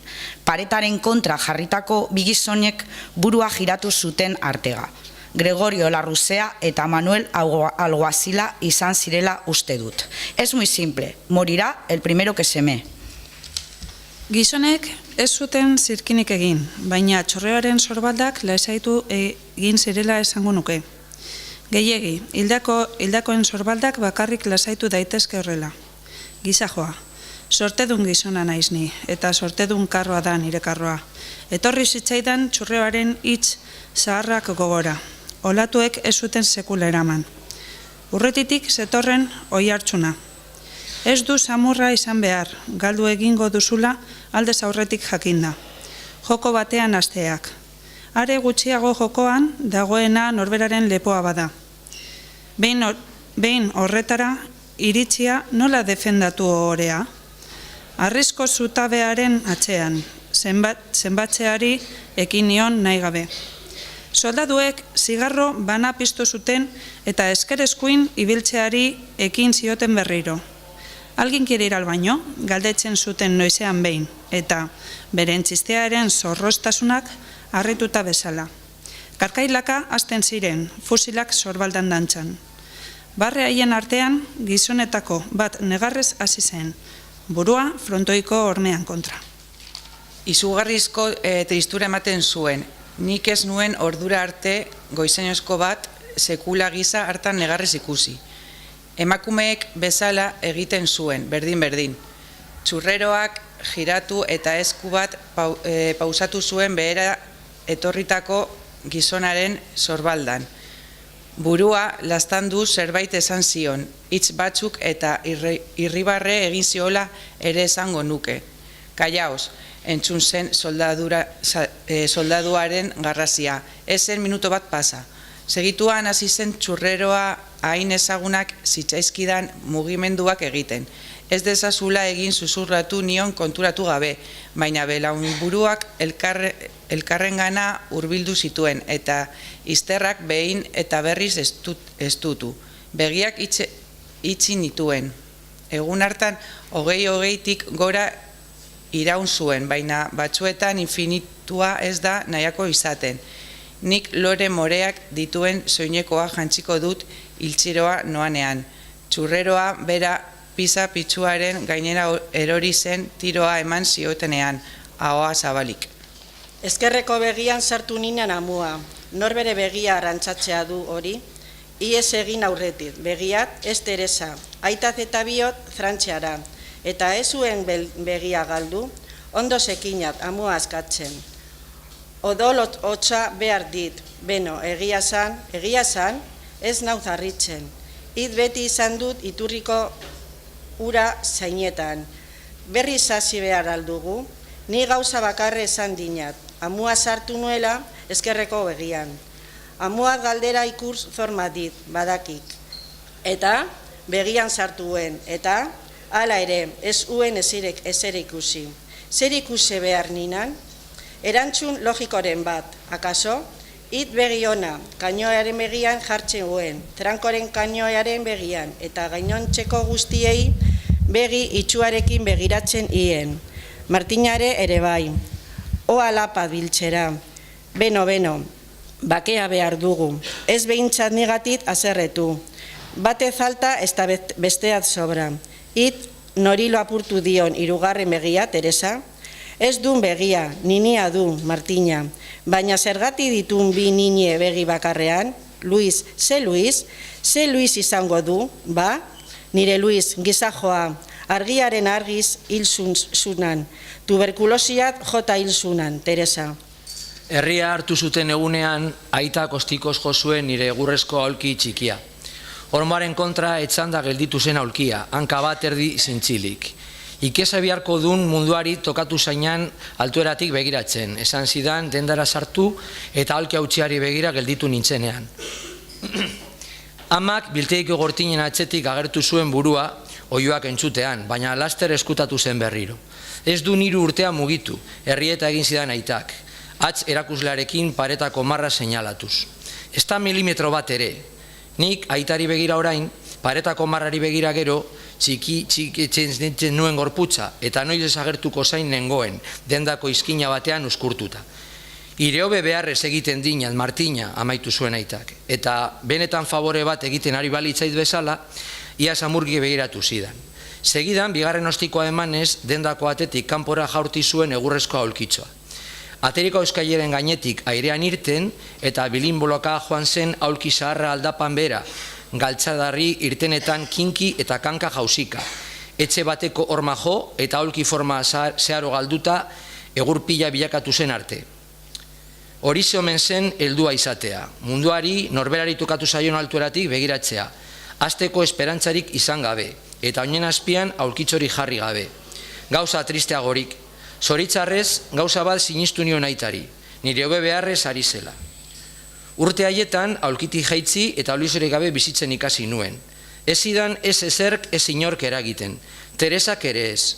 Aulkiri gabe bizitzen ikasi behar banuen, Teresa gabe bizitzen ikasi behar nuen. Aulkiri gabe, Teresa gabe, Eutimio gabe, eta ama gortinen atzean eskutatuta, eta horrela ezin da. Amek debaketuta izan behar lukete gortinen atzean eskutatzea. Ama batek jakin behar luke beraren eta bere alabaren artean gortina bat jartzen duen momentuan zilborrak min handia egiten duela. Nik bizi erdia pasatuta aita madarikatzen, pentsatuz bera zela nire aulunen eta utzunen erdun bakarra. Oio egiten zidalako Gehiagi eskatzen zidalako, inoiz gorroto ninduela ere pentsatzen nuelako, baina ez. Aitaren oihuak erraz jasango nituzkeen amak. Errezelen atzetik atera eta esan izan balit. Ondo zaude, baina gortinak ez ziren sekula mugitu, eta niri zilborrak zista eta zista egiten zidan, gero eta barruago. Aitak ez ninduen errespetatu, baina oihuen bidez bazen ere, beretzat garrantzitsua nintzela adierazten zidan. Amaren belarrondoko bat, hori sumatu dut faltan. Musurik ezean, nire existentziak erreakzioren bat eragiten ziola salatuko zuen keinuren bat. Baina ama, biltagiko errezela berdeen hartzean, desagertu zen behin eta berriz. Eta nik, zerbait behar eta, Teresaren gonari heldu nion, aur batek bere amaren ari bezala. Belarriek ez dute betazalik diote, baina harrigarria da pertsonok zorgortzeko daukagun gaitasuna. Nik 3 urtetan ez nuen ezer entzun. Entzun gabe erantzuten ikasi nuen, eulalik bezala. Goizetan jaiki eta dendako lanak egiten nituen.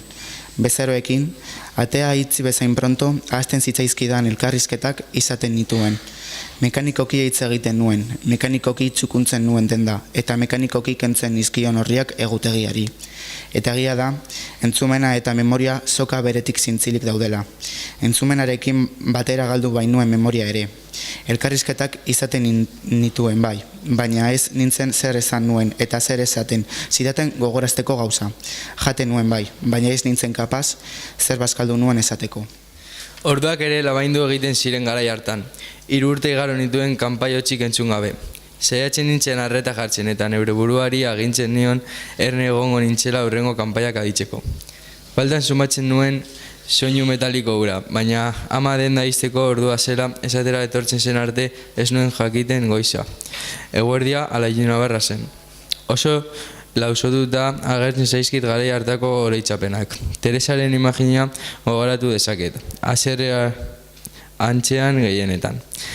Irudi batzuk bai ditut. Teresa ikusten dut niri besoetatik heldu eta astinduak ematen. Teresa ikusten dut gizon batzuek kalean gora bizkarretik bultzaka daramatela niri begira ahoa mugitzen. Teresa ikusten dut kapelu granate bat jantzita eta masailean bera malko lodi bat duela. Baina irudiek ez dute soinurik volumenik gabe lehertzen dira nire bekokiaren kontra. 3 urteren ostean, une batetik bestela berreskuratu nuen entzumena, ilunabar euritxu batean. Eutimio itzuli dun, izan ziren entzun nituen aurreneko 3 hitzak. Bestela ezin eta Teresa ari zitzaidan izketan. Irudi lausotuetan ikusi hoi diodan kapelu granatea buruan zuela. Martina Eutimio itzuli dun, errepikatu zidan, gogoa, beti bezala, beste nonbait izango nuelakoan. Eta non dago, irribarre egin zuen. 3 urtean nire arreta bere ganatzen zuen aurreneko aldia zen. Berriro serio jarri zen, ordea. Horretera joan omen dun, maiteren bila. Oinutxik galdetu nion. Zer? Olaetara oinutxik joan bada, ez du nitzuliko. Oinutxik egingo liken kantoietatik olaetara, maiteri lepoa musu ematearren. Baina maite duela 2 urte eskondu zunan. Martina, baina, zer arraio, zer kopla ditun horiek, ez eiro oraindik traidor horren zain egongo ez. Zain, nola goten da zain denboraren zentzua galdu ondoren, izildu egin nintzen, eta lanean jarraitzeko inmintzioa egin nuen. Ezin nuen Teresaren jarrera ura eraman, gizonezkoek bezala hitz egiten zuen, dena zen gerra, dena zen lubakiaren alde bat ala bestea, dena odola eta izerdia. Alde batean edo bestean, baina gerra egin beharra dago, idatzi zidan gerrako barkutik Eutimioek ere. Baina niri malkoek aurpegiaren 2 aldeak bustitzen zizkidaten, eta 2 Espain ertzetan zapore mikatz bera usten zidaten. Eta ez aizputakume horren zain egongo ez da, errepikatu zidan Teresak, baina asko zuenago. Eta eskuineko eskuarekin kapelu granatea erantzi eta maiaren kontra estutu zuen, ez da? Buru biluzu hark izugarrizko hotza ematen zuen, hilarik gabe, matrai ezur eta belarriak nabarmentzen zitzaizkion, eta begiek aurpegia jango ziotela zirudian. Zain more bat nabarmentzen zitzaion bekokitik gora, izutu egin nintzen, baina ez zitzaidan hitzik atera. Dendako mostradorari kolpe eman eta negarrez alde egin zuen Teresak. Eutimioek ezau maite egin zidan oio atetik, eta kapelua jantzi gabe irten zen gorrika, euritantak buru soiluaren kontra lehertzen zitzaizkiola. Dendako atea giltza zitzi mostradore hartzean markurtu eta burua mantalaren lehan ondoratu nuen, belaunak bularrera ekarri nituen, ziztaka nuen sabela. Teresaren begiek izutu egin ninduten, utzik zeuden. Ordura arte gogor eusten zidaten begie haiek askatu egin nindutela sentitzen nuen, eta zilborrak mine egiten zidan. Norbait sabela zulatzen ari balizait bezala. Ustu arte egin nuen negar, eta lo gelditu nintzen mostradore hartzean. Burua belaunen kontra jarrita, amez gaizto bat izan nuen, hil egin behar nuela amesten nuen. Gizon batek hil egingo nintzela esaten zidan. Sabelean harri handi bat nuelako. Harri hori ateratzezean hil egingo zara esaten zidan, baina harri hori ateratzeko hil egin behar duzu. Danbateko batzuek esnatu ninduten. Ama zen, zer dela eta itzidun atea, burua jeitzi eta arratzaren kirtenari heldu nion, nilanan ikusita isilduko zelakoan. Egia, ez du nidei atzarra, itzi esan denda eta emaion garbitu bat barrutik, denbora lehonekin ez du inor arrimatuko eta. Bai, lasai, ondo nago ama, pentsatu nuen, baina orduko hartan ere zidan galdetu. Erratza pasa nuen, kontserba potoi hautzak endu, eta mostradoreari distira atera. Nekatuta nengoen, barrutik akituta. Kristalegiekin nien goitik behera. Erakusleioa barrutik garbitzen ari nintzela, itzal bat igarri nuen euri jasak, sorturiko errezelaren bestaldean. Izutu egin ninduen, zer egiten zuen itzalark ur erauntziaren azpian, ez alzuen aterpe bila azteko asmorik, ez zen mugitzen, nire aurrean zegoen geldi-geldi, bat-batean itzalark esku bat jarri zuen kristalean. Trapua lurrera erortzen utzi eta atea zabaldu nion. Babesera nator, esan zian dardarka. Zabelan izugarrizko pisua egarri nuen, beruna erraietan. Lurrean esertzeko beharra sentitu nuen. Behera egiten zidan tira. Orduan, konturatu nintzen zabelean nuena ez zela harria, burdin asko aingura baizik. Iesi joaten usten ez zidan aingura bat nuen zabelean. Listua irentzi, Eutimi hori begiratu, eta buruarekin barrurantz egin nion, baietz pasatzeko barrura, bazuela baimena. Ez gero niri kulparik eman, esan zidan Martinaren aitak larrituta. Nik naita ere ezin nien malkoei eutzi, baina zetze egin nion buruarekin. Lasai egoteko, ez zela bere errua. Beste bi bizargin ere baziren herrian, baina Martinaren aitari deitu zioten. Ondo zekiten esku mingarriena aukeratzen. Bai horize, bazekiten esku arrotzak masaia soilik gorritzen zuela. Gertukoak ordea. Nik ez nuen nahi, eta min egiten zidan. Berak ere ez zuen nahi, eta min egiten zion. Biok zikindu nahi gintuzten, eta lortu zuten. Berdura plazaren erdian egin zidaten gainera. Itzuek ere ikusteko moduan, hotz egiten zuen egun hartan.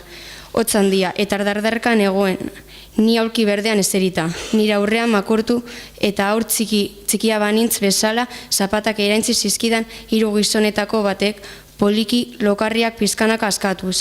Ama jositako galtzerdi zaharrak ere kendu, eta putakumeak oinak lastandu zizkidan, galtzerdiak atera hala. Ama batek ume musugorri bati egingo lioken bezala mendi buelta baten ondotik. Ospelduta neuzkan baiatzak, lotzatu egin nintzen gizonaiek nire oin biluziei begira ikusita. Eskutatu egin nahi nituen, berriz ere zapaten barruan sartu eta korrika alde egin, arropak erantzigabe bilustu ninduten. Lotzatuta oineko behatz luzeari erraperatu nion aspaldiko partez, era bitzia da baina, sekula baino luzeago iruti zitzaidan. Eskuak lotu zizkidaten eta geldirik egoteko agindu behin eta berriz. Qué pena hacerte esto, con lo bonita que eres, esan zidan iraurrean makurtu zen erreketeak. Irribarretzoa hortzartean eta besteek bitartean atzetik hasteko agindu zioten Martinaren aitari. Poliki-poliki egiteko esan zioten, despacito, disfrutando, izan ziren putakume haien hitzak. Burua makurrarazi zidaten, ileak kilimak egiten zizkidan oinetan. Jarrera hartan lurreraino iristen baitzitzaidan adatz luzea. Brotza txiki hartuta aparra ematen hasi zitzaidan Martinaren aita, garondotik gora. Nahiago izango nukeen 1000 aldiz nahiago harrika hartu banindute, ostikoz jo eta garrazik irandu banindute, baina minik gabeko inazeura barrua jaten ari zitzaidan. Gauza asko endredatzen dira emakume baten hilean, bekokiti gerrira, gauza asko, duintasuna, alaitasuna, ausardia, errebeldia, emetasuna, hilek izkur luzan kiribildutan neuzkan denak, eta erauz egin nahi zizkidaten, banaka, herriko plazan aulki berde batean eserita. Nire ondoan, urez betetako ontzit txiki bat zuen Martinaren aitak, brotza eta labana garbitzeko, pentsatu nuen. Lepoan hasi eta belarrien atzeraino sumatu nuen aparotza, eta eskulotuekin aurpegia estali nuen. Ez nien nire negarra erakutsi nahi, ez ukitu, esan nien ahots dardartiz, eta irri egiten zidaten erreketek, erotuta banengo bezala. Nigandik 2 metrora zeudela gogoratzen zidaten. Nire lagunaren aita zela ni ukitzen ari zena, ez beraiek, ez ukitzeko, errepikatzen nien etzita, belarri atzean entzun nuen bizar labana. Nahi gabe burua zuilduta izango nuen itxura imaginatzen saiatu nintzen. Zer traza hartuko zuten nire bekokiak eta belarriek ilearen babesik gabe? Zer luzera desproportzionatu izango zuen nire lepoak eta are gehiago? Zenbateraino aldatuko zen jendeak niri begiratzeko zuen modua? Buru zoilduta pisu bera izango oten zuen nire irribarreak eta nire hitzek emakumea naiz. Haizea dabil, ez nago aduz. Behiratu batean neutroak diruditen esaldi guztiek pisu bera izango ote zuten buru zoil batean ahoan? Begiak gogor itxita egon nintzen denbora guztian. Bortzaketa batean horize baita gogorrena, bortzailea gozatzen ikustea. Eta Martinan eraita bortzailearen tresna baino ez zen, bortzailearen eskua zerbait larriagoa ez esateagaitik. Hori ere bazekiten eta abre los ojos agintzen zidaten. Irekitzen banituen ilezerloak ikusten nituen neure oin biluzien gainera erortzean. Ez ninduten ukitu, hori izaten zuten, geldi egon nendin, belarrondoko pare bat baino ez zidaten eman, baina eskuak sentitu nituen gorputz osoan, biluzik nengoen berdura plazaren erdian, eta eskuak sentitzen nituen oinetan, zangozagarretan, bizkarrean bezapetan, eskuak zabelan eta gerrian, eskuak zorbaldetan bularretan, eskuak izterretan, ez ukitzeko egiten nien oihu, behin eta berriz, baina nire hitzak haizeak eramaten zituen ia bezala. Ile mototz kizkurrak elur beltza balira bezala erortzen ziren nire oinetara, eta oinak ez taliala gero eta biluziago nengoen ni. Lehen bizi, garondoan ikaragarrizko hotza sentitu nuen. Erreketek gainera niratzera etorri eta putz egiten zidaten. Haua nire burura hurbildu eta putz, soilutako zatietan. Garondoko hotza belarrien atzealdera zabaldu zen gero, lokietara, ondoren bekokira eta buru osora, azkenik. Burua eta oinak izozutan neuskan, bi gorputz atalak bakarri balira bezala. Hankak zabaltzeko agindu zidaten, eta burua izterretara makurtzeko. Urotzez betetako balde bat ekarri zioten Martinaren aitari, eta buruan gelditu zitzaizkian apar arrastora kentzeko esan zioten. Bizargin honak ez zuela aztarnari ikusten, kontu handiz hasi zen, esku bat baldean sartu eta urpizka bat hartuta niri buruko apara arrastora kentzen. Bekokia laztandu zidan esku aurrarekin. Errekete batek fusila saietzaren kontra jarri zion. Ordea, eta buru zoildutik bera bota zidan, azkenean urbaldea izoztu gura. Arropa guztiak busitan zitzaizkidan. Bluz eta gona gorputzera itxatzita nituen eta ala gelitu nintzen. Bezokien izterrak bezarkatuz, uzkurtuta, hotzak hil beharrean. Malko beroek erra egiten zizkidaten mazailak. Neure oinei begira nengoen, zorkotuta. Hotzak aulkian erne jarrarazi ninduen, kankan, kankan, kankan. Unartan makurtuta neure burua bezarkatzen nuen bitartean, entzun nuen egurrezko hotz ura. Kankan, kankan, tzimak errotik aterako dizkinat. Aspaldi eman zidan abizua, aulkitik eroriko nintzela sentitu nuen. Ez diot inori hoba bortzatzen duten bitartean gozatzen duen aizpa bat. Oker nengoen, gorrota jantzion eskerreko hanka errenari. Errekete batek alkandoraren lepotik heldu zidan, eta burua bere aurpegiaren parera berdindu. Begietara zorrotz begiratu zidan eta hitz batzuk esan zizkidan oihuka.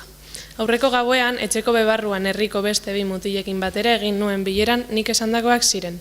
Nire hautik irtendakoak errepikatzen ari zitzaidan hitzez hitz, baina nik euskaraz esandakoak gaztelaniaz gogoratzen zizkidan berak. Garrasi egiten zidan, etaren listuak zipristintzen zidan aurpegia. Burua giratzen ahalegintzen nintzen, baina nire aurpegia berearen kontra jartzen zuen behin eta berriz. Gizona, etengabe oihukari zitzaidan bitartean, hankako behatz luzean jasanezinezko askura sentitzen hasi nintzen ni. Halakoa zen askura, ezin bainean gizonaren hitzei jaramonik egin. Berehala begiratu nuen, kilimak sentitzen nituen, eta azka hasteko ikaragarrizko larritasuna, baina eskuak lotuta neuzkan oraindik. Errekete hura izildu zenean, behatz luzea begiratu nuen berriro. Koska hori zateratzen dinat nik hiri, Maria Jesus, garrasi egin nuen. Erreketeak belarrondoko bat eman zidan, eta nik benetan sentitu nuen behatz lodiaren eta bigarrenaren arteko aldea gero eta nabarmenagoa zela. Belarri fina zuen errenak, bai, kale sakurrek baino bea, baina egurrezko hankatik sartutako pipiren batek barruan jana zion ordurako. Eskuak askatu aurretik Martinaren aitari erratza pasarrazi zioten nire oinetan, eta lurrean barreiatutako hilek izkurra, beti soltera ematen nuen ardatz beltz-beltza, poltsa batean bildu zuten, gero zu eman zioten. Ileak erretxean gorrotoaren usaina du. Zer duzu? Seme zaharrenari besotik helduta sartu da Eutimio gozotegira, balantzaka eta nahi gabe aurpegiz eskuekin horma bilatuz. Keskatuta hurbildu zaio Isabel. Ez de zer, tiraina, berakatza ahaztu zait eta itsasoak tira egiten dit. Baina Eutimio, nola egingo dizu bat tira? Besotik helduta bezala, barrorantz egiten du tira itsasoak. Semearen besoagatik ez balitz, eraman ninduen honezkero. Berakatza tal bat ekartzea nahi duzu? Galdetu dio Isabelek. Amorroa ematen dio zaharren sineskeriei amore eman beharrak. Baina zer erremedio. Azperen egin eta Angelmariri begiratu dio. Eta, Martina non duzue, medikutara eraman dugu, atzo erorita. Harengana noa orain, gero etorriko naiz aitaren bila. Klin, klin, klin, klin, atea gurutzatu dira Angel eta Maria Teresa. Esku emaidak, eskatu dio Teresak lagunaren semeari, osta baitator zutik. Sartzen lagundu dio. Arratsaldeon, tirain handia gaur. Egoerari aurre hartu eta baratzuri ale batekin hurbildu zaio Isabel sukaldetik. Eskerrik asko, eroriko nintzen bestela. Eskertu dio Teresak, eta zuzen joan da Eutimioren ondora. Kafeak egiten hasi da Isabel, eta orduan sartu da Eulali ere. Zer, zu ere zorabiatuta, esan diogo gaitu aurpegiarekin. Eulalik ez dio entzun, baina zuzen antzean joan da lagunak dituen mailaraino. Eskerrak pentsatu du Isabelek, erokeria horrek sinestear nengoen. Lagunei diosal egin orduko atera ditu. Ordea, mai gainera diru zorra, giltzak eta bakaratz atala. Kafeekin etorri zaie Isabel. Bakoitzari berekikara eskura eman eta normalean Martinak erabiltzen duen aulkia alboko mailan eserlekurik gabe dagoen emakume bati pasa dio. Zer egin duzu? Zer duzu, Teresa? Gaizki atera aldizut? Zer egin duzu Martinaren aulkiarekin? Euliak eta Eutimiok ere harrituta begiratu diote Teresari. Teresa, Martina medikoaren gana joan da eta gaur ez da etorriko. Hala ere ez du haren aulkia kentzeko eskubiderik. Ez diot kendu, itzultzen denean zain izango du. Ez da batere elegantea. Eta zer egin behar du horko emakume gajo horrek? Arratsalde guztiak zutik egon, iritsiko zaio txanda hori erre. Baina ez ausartu Martinak jokotik botatzen, berak ez du jokoa utzi. Jokotik, zer joko ari zara ordea? Gure aulkia baino ez gara. Buelta erdia eman eta purrusta daka alde egin du Isabelek. Eutimio burua esker eskuin mugituz sartzen ari gara. Ebatzi du. Gero lehiora begiratu, buruarekin baietz egin du kristalesko islan bere buruari arrazoia eman nahian bezala. Ik nola dakit zahartzen ari aizela, zertan igartzen du, Teresak ere lehiora begira bota du galdera. Eutimiori galdetu beharrean haren kristalesko errainoari galdetuz. Zergaitik galdetzen duen, okurritu egin zaidak. Esan zionat Isabeli, itsasoak tira egiten zidan. Gero eta gogorrago heltzen zidan besotik. Eta ik, ez duk nahi, zertaz ari aiz, tira egiten dianean ez duk arekin joan nahi izaten, egia esan, gero eta gutxiago inporta zaidan. Baina semeak heltzen zidan beste besotik, eta Martinak ere bai, haserrez badago. Eta ik, Eulali, aurpegira begiratu eta ondo ahoskatu dio esaldia. Ik nola dakin zahartzen ari aizela? Gero eta gutxiago sartzen zaidan. Zer ordea, kanpokoa barrura, ez ala izkonturatu, keskatuta nagon, gero eta begi txikiagoak zeuskanat, izten zoazan. Normala dun, kresalgatik dun hori, herri honetan itsasoak behartu egiten din begiak pertsianak bezala biltzera. Ez, Teresa, hau gehiago dun, belarrietatik ez zaidan ezer sartzen, begietatik gero eta gutxiago, eta uste dinat usaimena ere galtzen ari naizela. Nondik sartu behar zaidan mundua, pentsakor gelditu da Teresa. Eta ik nola dakin bat, Teresa, galdetu dio Eulalik. Nik? Bai, iai zaharrena. Bazatorren, ikusi egiten dinat. Nik gero eta gutxiago ikusten dinat ba. Duela 10 urte izpiluaren sakonean ikusten ninan eriotza nire zain, eta beldurra ematen zidanan. Duela 5, nire aurpegiaren islan bertan ikusten ninan, eta are gehiago izutzen nindunan. Eta orain izpilu aurrean jarri eta bakarrik nagon. Gaitzerdi, nahiago bakarrik eriotzarekin baino. Bai, baina izpiluaren barruan ez badago, non dago orain Eulali? Aurdun gelditu nintzen, penaren penaz hasi zain Irisabela, esaten zidan amak nire ire laburrari errukiz begira. Herrian erreketeek bortzatu nindutela zabaldu zen lehenengo. Etxean zigor modura josten nituen jertzeak soldaduei eramatera joaten nintzenetan haiekin lardazkan ibili ohi nintzela gero. Birekin eta hirurekin ere bai, ziurtatzen zuten. Egia zen, sabelean eraman aurra ezen maitasunaren fruitua. Sinpleaga zen hori baino. Berdura plazakoa gertatu eta pare bat astera Olaetako kalabozora bizitan joan nintzaion umetatik ezagutzen nuen kantoietako mutil bati eskuminak eta zigarroak eramatera. Ez zeukan delitu handirik eta bakarrik utzi gintuzten gela batean, eta nik zigarroak eman nizkionean berak gona altzatu zidan eta gainean jarri zitzaidan. Ez nintzen apartatu, egia da, isil-isilik egon nintzen. Gogoan dut amak egindako kapelu granatea jantzita joan nintzela kantoietatik Olaetara, oinez.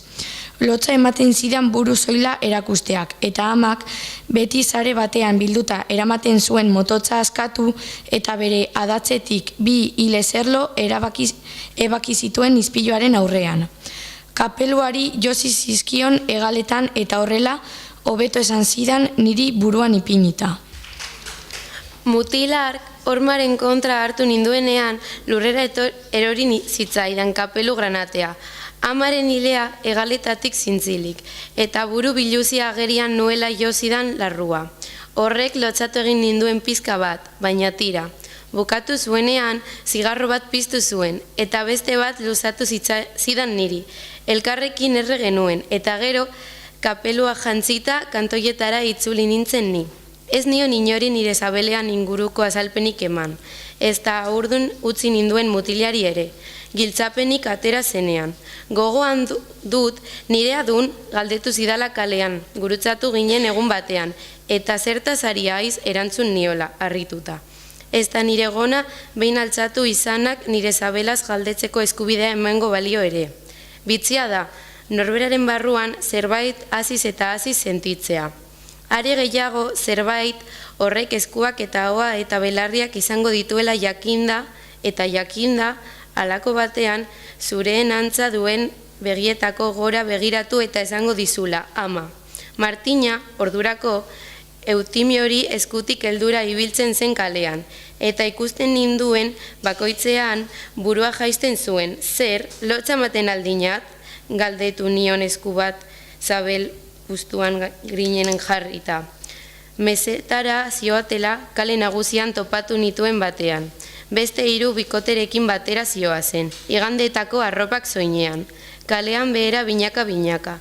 Begietara begiratu zidan, une batez eta ezetz egin zuen buruarekin, baina Eutimiok besotik tira eta kalean behera joan zen bestekin batera. Elizara bidetzean elkarri lotuko bikote eredugarriak ziruditen zinez. Tuntunani, zer espero nuen Martinak bizitza guztian behetik gora begiratuko zidala, nire beharra izango zuela sekula santako, zer uste nuen betiko jarrainezakeela haren ama izatera jolasten, pena maten nion, 29 urte igaro nituen miretzi egiten ninduelakoan. Inbidia puntu bat zidala pentsatuz, baina baita zera ere, pena maten nion, errukia zidan. Aspalditik gainera, Martinak ez zuen sekula arrastorik irteteko asmorik izan, lasai asko sentitzen zen munduan beretzat erreserbaturik zegoen aulkian. Ondotxo zekien ez zuela nire antzik izan nahi, ez zuela ni bezalakoa izan nahi, baina divertitu egiten zuen ni bezalako bat ondoan izateak. Are gehiago, zirrara eragiten zion noizean behin ni izatere jolasteak.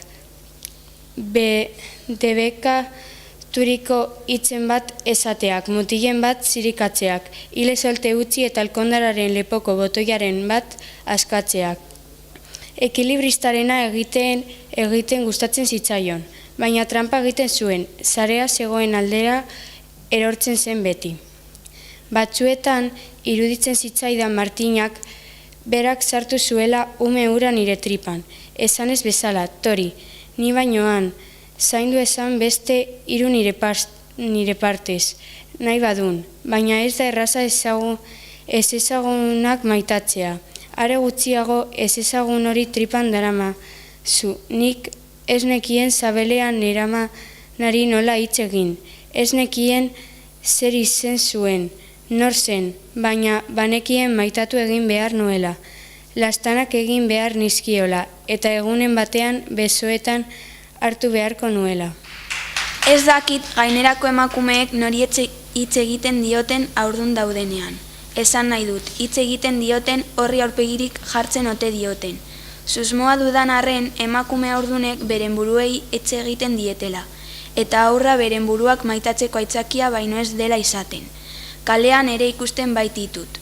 Ume jaioberriak bularraren kontra estu hartuta. Noizbait izan ziren aurra indarrez besarkatuz. Baina esan nahi dut, eskuak zabelean pausatu eta berriketan hasten direnean, nori imaginatzen duten beste aldean. Neskatoa imaginatzen duten, ala mutikoa bestela, edo zer abstraktu bat hitz egiteko gaiote diren, zabelean darametenari batera aurpegirik eman gabe, etorkizun lauso bati maite egiteko gai. Nik ezin bainion aurpegirik jarri eta keskatu egiten ninduen horrek. Ezagutu alnuen jaiotzen zenean, amak ez zituen nire keskak ulertzen, galtzorratzak eta aria ematen zizkidan, eta umearentzat jertzeak eta galtzer ditzoak egiteko agintzen zidan. Makina bat josi nizkion, eguna iritsi zenean Tomasari deitu zion amak, eta etxera etorri bezain laster itzali argi guztiak, agindu zidan. Zertarako ordea, galde egin nionik arnazestuka, argitasun guztia umeak ekar desan, erantzun zidan gauza jakina balitz bezala, eta trapuak eta urepela eta rosarioa eta guraize erdoilduak prestatu zituen gero. Pentsa zenbatekoa izan zen nire harridura, Tomasak aurra eskuetan ipini eta esan zidanean, argia izango dun mutikoa, bai horize. Zure talur geratu nintzen, mutikoa? Galdetu nion ahots izpi batekin, eta argia gainera erantzun zidan hark. Orduan konturatu nintzen aurrari aurpegirik jarri ezarren, ez nuela sekula mutikoa izan zitekenik imaginatu. Ez zitzaidan sekula bururatu ala gerta zitekenik ere. Harrituta gelditu nintzen besoetan nuen ume jaio berriari begira. Begiak gogor itxita ari zen negarrez. Nola dituko dion galdetu zidan emaginak. Teresa, zer izen pentsatu du numearen txat? Tomasari begiratu nion, baina egia esan ez zitzaidan erantzunik bururatzen. Eskerrak amak niri besotik heldu eta irribarrez esan zuen. Luix jarriko zionagu.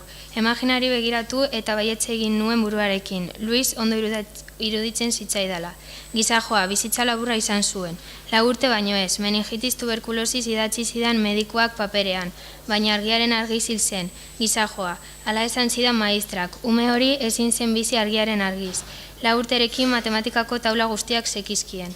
Maite izan nuen, ikaragarri maite izan nuen, eta askoz jertze gehiago josi nizkion, baina aitortzen dut, lanak izan nituen haren izena ikasten. Ez nion entzuten, begiratzen nion eta ez nion ezer entzuten. Zalantzan ere egin nuen, ez negoen seguru norena zen akatsa. Nik galdu ote nuen Martinaren ahoan hitzak imaginatzeko gaitasuna, alabera ote zen soinuak irudikatzeko ahalmena galdu zuena. Ez banion entzuten. Mailaren bueltan jarri eta solasen erdian ikusi egiten dut nik espainetan eta beste erdia asmatu. Proportzioa aldatu egiten da egunaren arabera, batzuetan ikusi baino gehiago asmatzen dut. Teresarekin bezala, aulkiak kentzen irakurri diot lehen ahoan, eta uste dut, zergatik ez didazun niri ere aulkiak kentzen, galdetu diola Isabeli. Haserre aurpegitik asmatu dut haren galdera. Ez dakit azken boladan zer gertatzen zaion aulkiekin, edo zin momentuan jesi joateko intentzioa balute bezala begiratzen die. Baina azken asteetan Martinaren aurpegiak ez zidan ezer esaten. Kuadro huts bat zen, film mutu bat. Begiratzen nion eta ez nuen haren irudia soinurik jartzen lortzen. Nire akatsa zela uste nuen hasieran, esan dut. Eurimio eta Teresa builakan zuten nituen bitartean Martina bera aulkian eserita ikusten nuen zerbil eta begirada lausatuta ezer esateko hotzik txikiena ateratzeko ezagutza. Espainak mugitzen zituenean ere azperen itoak baino ez itzeken imaginatu keinu haietan. Atzetik joan eta buruan kaskaz joateko gogoa eman zidan. Bilobak dio telebista zaharrekin funtzionatzen duela volumena joaten zaionean kaskaz jo eta berriro etortzen zaiola. Orain badakit hiltzen ari zela edo agian hilda zagoela jada. Berehala hilda egonarren alegintzoa egin blusa, alkondara eta zapata berrienak jantzi eta gozotegira etortzen zen azken egunotan ere, bere aulkia betetzera. Poliki alde egin nahiko zuen, beti izan zen respetu handiko emakumea. Moian aurkitu nuen, Espainiak margotuta. Bera bakarrik, koloretako batelei begira. Nola jaitzizan ordea, oinez, makulu ere etxean utzi zuen, baina azkenengo indarrak erabiliko zituen Isabel. Baina ondo zegoen, sekula baino beto. Eta zer esan zizun, baietz 5 minutu azalera irten gabe. Zer? Baietz 5 minutu azalera irten gabe. Ez dut ulertzen Eutimio. Apustu egin zidan, erreal bat sordiot. Eta zu ondo zaude? Ondo, bai, ez tarria pixkat lakartuta. Ezin dut ondo iratzi. Zerbait trabatu zaizu, erastun bat irentzi banu bezala. Argiaren argiz hil zunan, maistrak ere esan zidanan. Ume hau ezin da bizi argiaren argiz. 4 urterekin matematikako taula guztiak zekizkinan. Emaginaren errua izan zunan, argi guztiak itzaltzeko agintzeagatik. Argiak itzaltzeko zertarako, erditzean, argitasun guztia umeak ekarzezan. Ala agindu alzinan, ala esan zinan.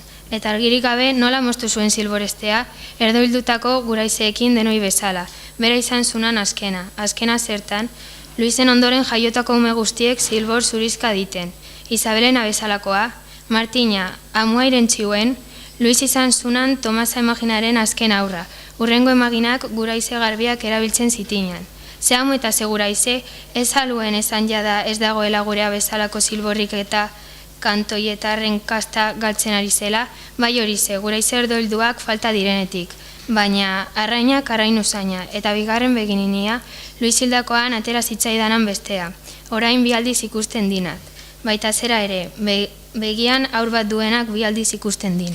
Erastun bat, Eutimio hori atera lagundu eta bestei zuzendu zaie. Tira goazen, Eulali eta Teresa ere gozotegitik irten dira, eta atea irekitzean itsasoko haize bafada zakar batek berokia zabalduta zoineko astindu dio Teresari. Dantza egin dute lore moreek, bufanda gorria jantzi eta gozotegiko argiak itzali ditu Isabelek. Irten baino lehen irratia, isilarazi eta aulki guztiak mahai azpietan gorde ditu. Aurdun gelditu nintzen. Penaren pena zazi zain niri Isabela, esaten zidan amak, nire ie laburrari errukiz begira. Herrian, erreketek bortxatu nindutela zabaldu zen lehenengo. Etxean zigor modura josten dituen jertzeak soldaduei eramatera joaten nintzenetan, haiekin lardazkan ibili hoi nintzela gero. 2rekin eta 3rekin ere, bai ziurtatzen zuten. Ondo igurtzi esan, Teresa, nik baietz egiten nion buruarekin, eta amak korrika txikian irteten zen kale kantoira. Igandero 10 urte gaztetzen zen. Ezur junturek gozo-gozo hartzen zizkioten hainbestetan madarikatzen zituen elizbideko galtzadarriak. Eta espartinak eskuan hartuta, oinutzik jaisten zen hartzapera, moila gaineko arrizko pedrilera. Amak ere nik bezala, bigarren behatza behatz lodia baino asko zere luzeagoa zuen, zentimetro bat luzeagoa gutxienez, eta joanikotea minbera oso. Esaten zuen Tomasa Sorginaren errua zela, begizkoa bota ziola azkena ordunaldian, 4. hilabetean, zabelean igarri ziola. Amaren kontuak, umore txartuta bizi baitzen aitaren erruz. Aizpa errenak barre egiten zidan behatzu luzearen kontura. Nigan luzeagia, motxegia, okerregia edo zuzenegia zen edo zer baliatzen baizuen ni lotxagarri usteko. Baina nik, bigarren behatzean, soberan nuen zentimetroari begira, serio esaten nion. Koska horize ateratzen dinat nikiri, Maria Jesus. Baina tira, amak igandeetan ez zuen izaten minik oinetan, eta galtzadarriak aipatu ere zituen egiten. Nire gelako leio txikitik ikusten nuen ama, 10 urte gutxiagorekin aldapa bera, harin. Esku batean puntua egiteko 2 orratz luzeak, kiribil egindako aria eta mokadutsua. Eta beste eskuaz, espartinei eta igandetako gona gorriari eutxiz zango zagarrak airean. Gustatu egiten zitzaidan, amari emateko trapua eskuan nuela, ederra zen eta ama igandeetan.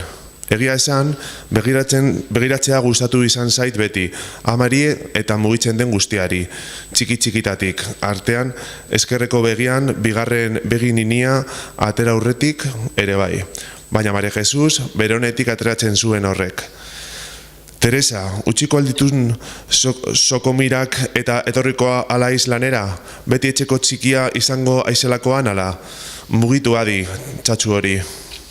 Inbidia zidan errenak, hanka motza zen txikitatik Maria Jesus aizpa nagusia, eta egurrezko einetako itxusi bat jantzen zuen. Argia nintzen haren aldean, eta bere baino politagoa. Sorbaldetan marrazkiak egiten zizkidan hilebel kiskurra neukan orduan. Distiratsua eta sarria eta neska gehienek ez bezala. Soltera maten nuen nik. Egun aitzetsuetan ere bai. Kalean burua giratzen zuten mototxa estu lotuta eramaten zuten neska guztiek. Eta zer hile polita esaten zidaten paretik igarotxean. Horrek amorrua ematen zion aizpari, barrutiz jaten zuen arrak. Inbidiak jan zion errenari eskuineko hanka, zer bestelak.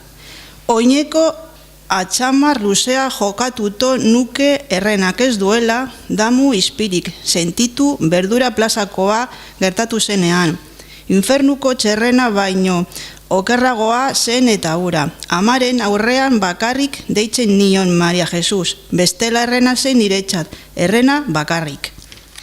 Amets egiten nuen berarekin eta izerditan esnatzen nintzen gau askotan.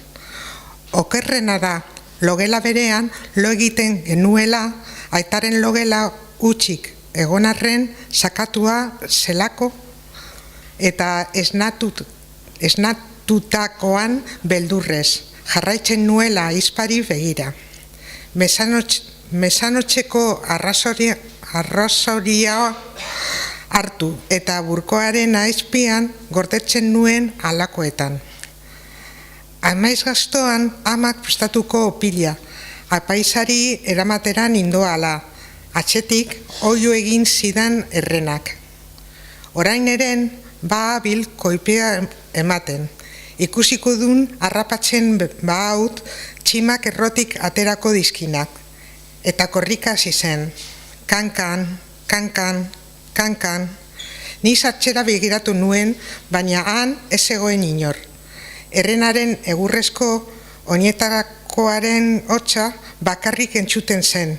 Gero eta azkarrago, ozenago, kalean behera, kankan, kankan, kankan, korrikaldieroan, izerdi pasetan, egin nuen Elizarako bidea. Behin eta berriz atxera begiratuz, amak prestatuko opilberoa bulararen kontra estututa. Utxidan bakean, itxaso txarrak eramango ahalau. Oiukatu nahi izan nion, baina ezin nituen Espainiak zabaldu.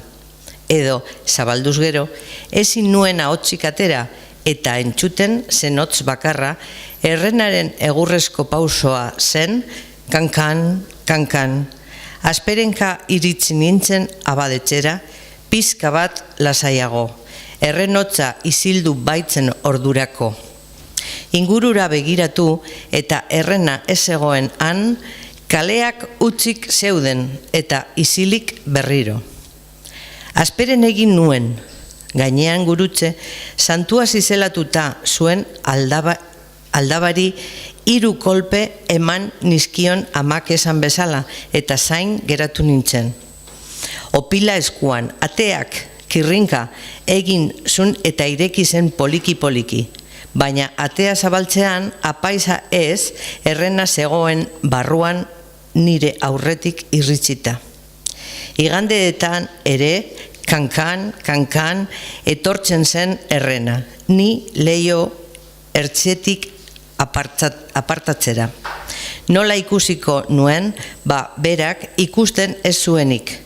Ez da okurri ere, eta han jartzen ninduen trapua pasa eta pasa, egongelako distira ateratzen.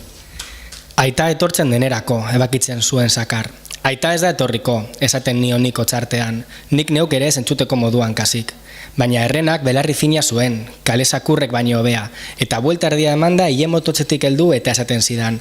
Berriz alakorik aditzen badinat, banan-banan aterako dizkinak zima guztiak. Banan-banan, aditzen du naskagarri horrek, nik burua apartatu eta lehenengo alambrea pasaten nuen. Gero, argizaria ematen nion egongela osoari. Eskuila pasatzen nuen ondoren eta trapua zigursten azkenik. Ama bitartean, hartzapeko petrilean egoten zen. Gazta-gazta eginda zegoen arrizko petrila. Izan ere, arrantzaleak bertara joaten ziren aiztoak zorrostera. Denek eramaten zuten aizto txiki bana patrikan, eta itsaso txarra zenetan, denbora pasa, moiara begira egoten ziren berriketan eta aiztoak zorrosten. Labanaren gainera listu pixka bat bota eta petrilaren kontra ikusten zuten behin eta berriz. Ganibetaren ahoa egunkari horria baino finago eta zorrotzago utzi arte. Zirrizarra zorbatza zorrostu bitartean abestu egiten zuten gizonezkoek, euskara eta ala moduzko gaztelanian ahazten zituztela. Somos afiladores, patrika utzakin eta gatzezko airean zintzilik geratzen ziren bertsoak. Itsasoaren gaineko petrilura zen herriko zorrostarria. Batzuetan, izara zabaltzen ari zen emakume bat kantari hasten zen goiko kalean, etaren leiopetik oinez joan gizonari belarrian sartzen zitzaion xaboi usaineko doinua. Ark txistuka eramaten zuen kantua kalean bera, eskuak patriketan, eta moilan jolasean zebiltzan aurrek, doinua ezagututa, abesteari ekiten zioten berriro, eskatek lika-lika egindako blusa sarrekin. Moiatik saltalekura egiten zuen jauzi melodiak eta arrain txikira zijoan arratzalea ere konturatu gabe hasten zen kantari. Batel gorria amarraldekutik askatzen zuen bitartean. Eta bazirudien amuetan ere kateatzen zela bestia, moiara iristean panekek eta txitsarroek ahoa zabal-zabalik izaten baitzuten, do ozen bat abesten ari bailiran. Eta kantoietatik olaetara bidaiatzen zuten notek, ateko bandan eta olaetatik arantzago, ostertzerantz eta niri benetan iruditzen zitzaidan abestiak munduari buelta emango ziola. Egia esan, kantuak bakarrik ez, dena zabaltzen zen modu berean kantoian. Amak ere, galtzerdiak egin bitartean, beste emakumeek zekizkiten abestiak ikasten zituen, daldarte honenean zegoenean, guri irakasten zizkigun gero. Alaiak ziren igandeak, zaratatzuak da kolore askotakoak. Baina igande gauean isildu egiten ziren kantuak. Da eguna, amaren galtzerdien modukoa bihurtzen zen, gris-grisa da zimurra. Negar egiten zuen amak, etxera iritsi eta arratzaldean egindako galtzerdiak askatzen zituen bitartean. Horregatik zen, horren kiribila amak hartzapera eramaten zuen aria. Ari zahar-zaharra zelako, mila galtzerdiren aria, behin da berriz landua dalazatua. Errenak dabiok, geure logelatik aditzen genuen amaren negaritoa. Hartzapen biltzen ziren emakume guztiek zenarrei josten zizkieten galtzerdiak, itsasorako batzuek da sororako besteek. Gu ordea, ama dabi alaba baino ez ginen etxean, da amak ez zuen galtzerdiak norentzat josirik. Horregatik, desegiten zuen gauean arratzaldean egindakoa, puntuz puntu, da bazirudien galtzerdi bat baino askoz gehiago ari zela desegiten. Amak galtzerdiak desegin egiten baitzituen, ez askatu. Nire ardura zen, goizean goiz, arrotutako aria lizatzea, gainontzeko emakumeek orduan ere, aita falta genuela igar ez ezaten. 3 tximista luze, ostopil pare bat, merengeak, bombak, eta besteak zeureukerean, dozena bat egin arte. Bihar goizean pasako naiz bila? 10:00 aurrea nahi duzunean.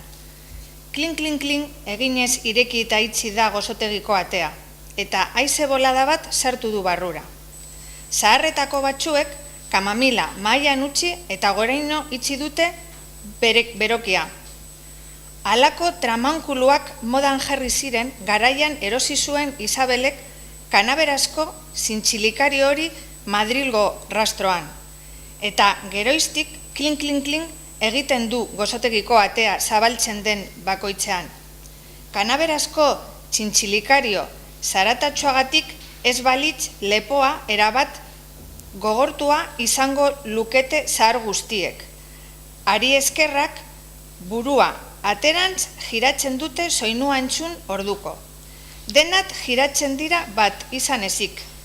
Eulali Kafeari begira gelditzen da, Teresak edo Martinak besoan kolpetxo bat ematen dioten arte.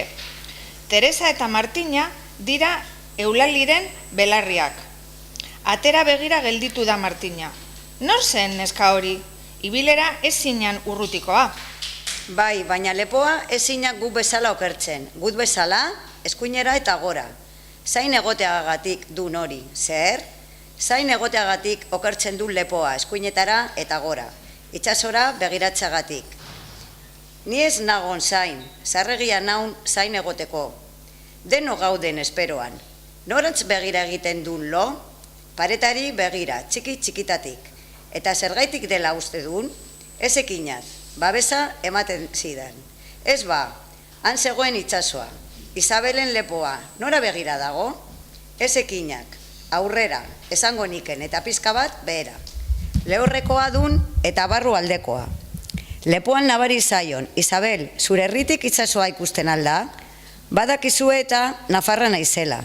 Eta urrutinik ere ez da ikusten, ez da Katalozeekin ere. Beste kaferik nahi duzue? Badaki ezetz, badaki zaharre kafe bakar baterako lain ekartzen dutele patrikan, euro bat eta 10 zentimo justu. Baina egunero galdetzen die, adarra jotxarren. Zaharrek serio esaten diote nahikoa dutela gaurkoz, gaur ez dutela bigarrenerik nahi. Olaetatik etortzen zen karroarekin, Eulali eta biok elkarrekin joaten ginen lanera, eta zain egoten ginen elizatarean, arkupeetan eskutatuta.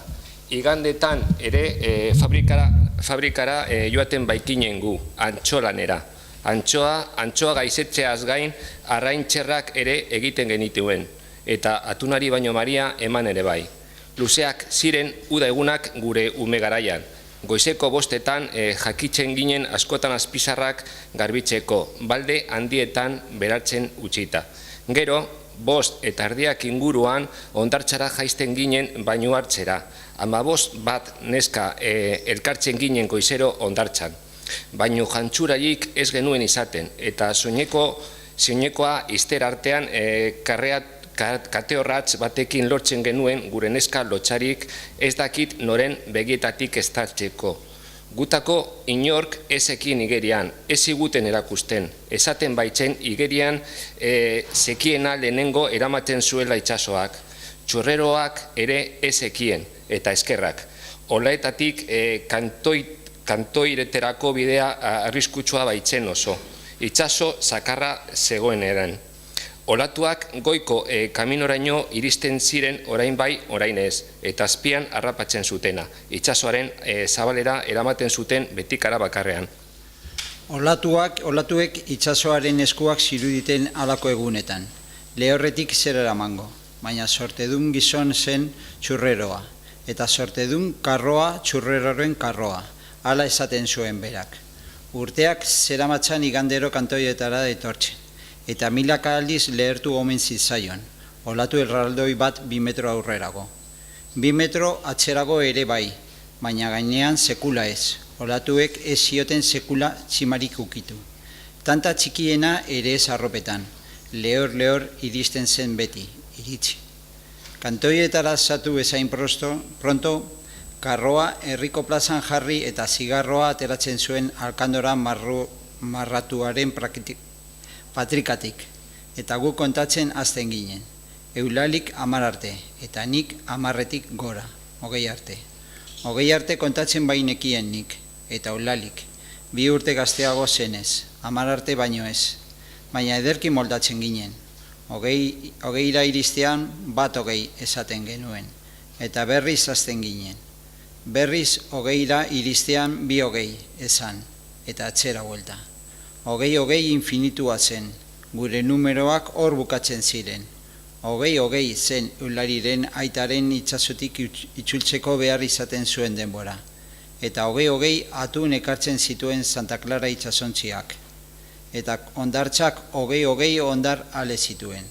Don Justo errezatzera bidaltzen ninduenean ere 20 arte zenbatzen nuen nik. Aita gureak baino gehiago entretenitzen ninduen eta. Zenbait gustatzen ez bai zitzaidan, zenbatu egiten nuen infinitura arte. Eta gauza txarrek gehienez 20 irauten zuen, honek ere bai. Baina honak ez genituen zenbatzen, zertarako. Gu aurrak ginenean infinitua orain baino askoz gertuago zegoen. Txurreroak normalean ez zuen 20 baino gehiago irauten. Behin amaka kontatu orduko egin zuen pisa galtzetan. Zigarroa piztu berria oraindik Espain artean zintzilik zuela. Keari bat izuriz goraka. Bazirudien, zigarroaren keak pisa galtzetan marrazten zion erreka imitatzen zuela airean sigi zagaka. Igandero, egiten zuen pisa platzaren erdian, eta Eulali eta biok zein egoten ginen. Txorreroak galtzak noiz bustiko. Ez daki zergatik, baina gustatu egiten zitzaigun txurreroak galtzetan pisa egiten ikustea. Tripan klima eragiten zigun eta ezin izaten genion barre txikiari eutsi. Privilegiatuak sentitzen ginen, gainera. Txurreroak iristen zenerako aur gehienak lanean aritzen baiziren kresaldez lika-lika egindako bebaurretako antxo fabriketan. Baina gu, goikoetxera joaten ginen lanera, eta goizero plazatik igarotzen ziren aur bakarra gu ginen. Guk bakarri genuen txurreroaz gozatzeko aukera. Gurea zen gizonura, gurea baino ez. Bazierretako aur batzuk ere joaten ziren goikoetxera, baina haiek bizikletan edo oinez jaiste ziren, benditik, eta fabrika atarira joaten ziren zuzenean. Polita zen fabrikako leiho zikinetatik eskua pasa eta arrain karreta iristen ikustea. Kantoietako aldapa pikoekin eta galtzadarri deabruekin etzen erraza izango antxoaz kargarituko gurdi haiek goikoetxearaino igotzea, baina mutil gazte haiek ukak ukondoetaraino jasota. Moiatik fabrikaraino ekartzen zizkiguten antxoak arrain karreto. Guk banan-banan buruak kentzeko. Lotza ematen zigun haien aurrean esku eta soineko zikinekin agertzeak, baina gurdutik arrainak baldeka atera bitartean begiradak eta irriak trukatzen genituen eta begira geneuzkalakoan ibilera airosoz egiten genuen fabrikara buelta, burua giratuz tarteka. Gero, antxoen zilalazko zabeli begira. Ameskiriatan aritzen ginen 10 orduz. Buruak erauzi eta erauzi, irrikak aletuz, antxoa buru bakoitzean. Igandero, hau naska esaten genion Eulalik eta biok elkarri, baina betartzetik begiratzen genion txurrerori adi demonio. Gainera, ez genuen ziur jakiten zenbat itxaron behar izango genuen, eta artega begiratzen genion arkupetatik.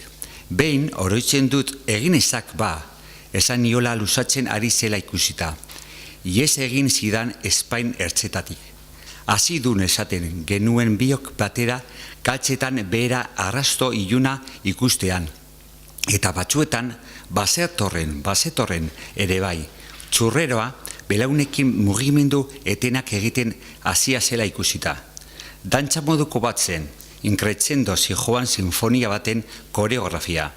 Eulalik esaten zuen berak ere ikaragarrezko pisalarria sentitzen zuela txurreroa pisa egiten hasten zen bakoitzean. Arrastoaren berotasuna imaginatzen zuen txurreroaren izter barrenetan behera, eta berari ere larritasun jartzen zitzaion, ziztada moduko batzuk zabelean. Askotan, Eliz atzeko kantoira joaten zen Eulali izterrak elkarren kontra estutuz, ezin eutxita eta sekundinak, behin baino gehiagotan harrapatu zuen Eliz atzean gona goraino jasota, kokoriko. Baita zigortu ere sarri, txurreroaren kulpagaitik. Eulali gehien izorratzen zuena zera zen. Eliz atzera joan da, ezin izaten zuela pisarik egin. Txurrerari begira, izugarrizko pisalarria etortzen zitzaion arren, gona altza eta makurtu orduko derrepente joaten zitzaion larria. Mingainetik tira egin zion egun batean, gertatzen zitzaiona kontatu behar izan zion. Sekundinari eta zerorak bere oinetik irten da eta aitaren egiteari utzi gabe gaixotasun larri bat zuela esan zion. Eta txurreroari begira jarraituz gero, maskuria lehertuta hilko zela, egun batetik bestera lehertuko zitzaiola. Ez zela hori gertatu zaion aurrenekoa izango. Jaunaren etxean pisa egitea baino bekatu larriagotik ez zegoela ere esan zion, eta infernua zain zuela bide hartatik jarraituz gero. Eulali jasoa negarriz itzuli zen platzara, bi begiek gorri-gorri.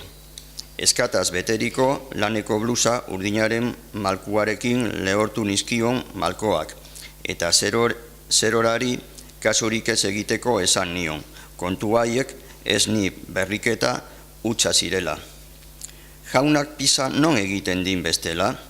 Auzokoenean esan nion, eta hasieran irribarre txiki bat baino ez zidan egin, baina laster ginen biok barrez lehertzen. Ibai joango aizela infernura, Teresa, esaten zidan Eulalik, eta nik, keino egiten nion, bi begiekin batera, bakarra izten ez nekien eta. Gero, txurroak erosten genituen, dozena erdi bat txurro bero-bero, eta txurreroari agure ginez, ahoa beteta joaten ginen fabriketara. Oraingo gazteei ez zaien nongoak diren antzematen. Lehen, nahiko asunan aurpegiari edo ibilerari erreparatzea bakoitza zer herritakoa zen jakiteko. Baita zer etxetakoa zen ere. Orain, telebistan bezala janzten ditun, ez etxean erakutsi bezala. Bai neska, gerria eta paparra gerian beti, eta silborra ere desberdina diten. Silborra desberdina? Bai ba, ik zer koloretakoa daukan. Zer koloretakoa izango dinat, ba? Normala, Teresa, marroizka, denok dinagu berdina, gero eta gutxiagok. Zer dion ordea? Ikusiko dun, Eutimio, Felix, erakutsi itzazue zuenak, alkandora utzean zaudete eta.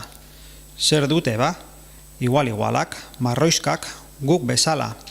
Jakina, guk guztiok dinagu silbor marroizka, baina gaur egungo gazteena desberdina dun. Ez altzarete konturatu?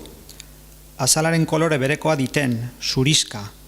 Ez aldion bilobari silborra ikusi? Emakumea. Ez ionat bilobaren silborraren koloreari erreparatu. Ba, zurizka izango din, seguru. Nire seme gazteenak ere silbor zurizka din, etxean bera dun desberdin bakarra. Ziotzako Maritzuk, kezka aurpegiarekin begiratu die alboko mailatik, silborren kontuak erakarrita. Jaiotzako gaixotasunen bat zela pentsatuta egon naun, oren arte, mantxarret bat edo. Benetan, zenbat urte ditin ire seme gazteenak, Maritzu? Manuelek, 52 oraintze beteta. Ikusten, eta guk zenbat egite ditinagu, galdetu dio Eutimiok Teresari. Eta esaterekin batera aurpegia piztu zaio. Adin batetik aurrera urteak betetzea karga bihurtzen dela esaten dute, eta askori lotza ere ematen omen dio adina aitortzeak. Baina badago muga bat, 80 urteren bueltan edo. Zaharrak berriro urteak benetan ospatzen hasten direna, aurren ilusio berberarekin. Oso zaharrak diren pertsonek askotan errepikatzen dute euren adina. Arro, gerra batetik bueltan baletos bezala. Eta zenbaki hori baliz bezala paparrean zintzilik daramaten domina.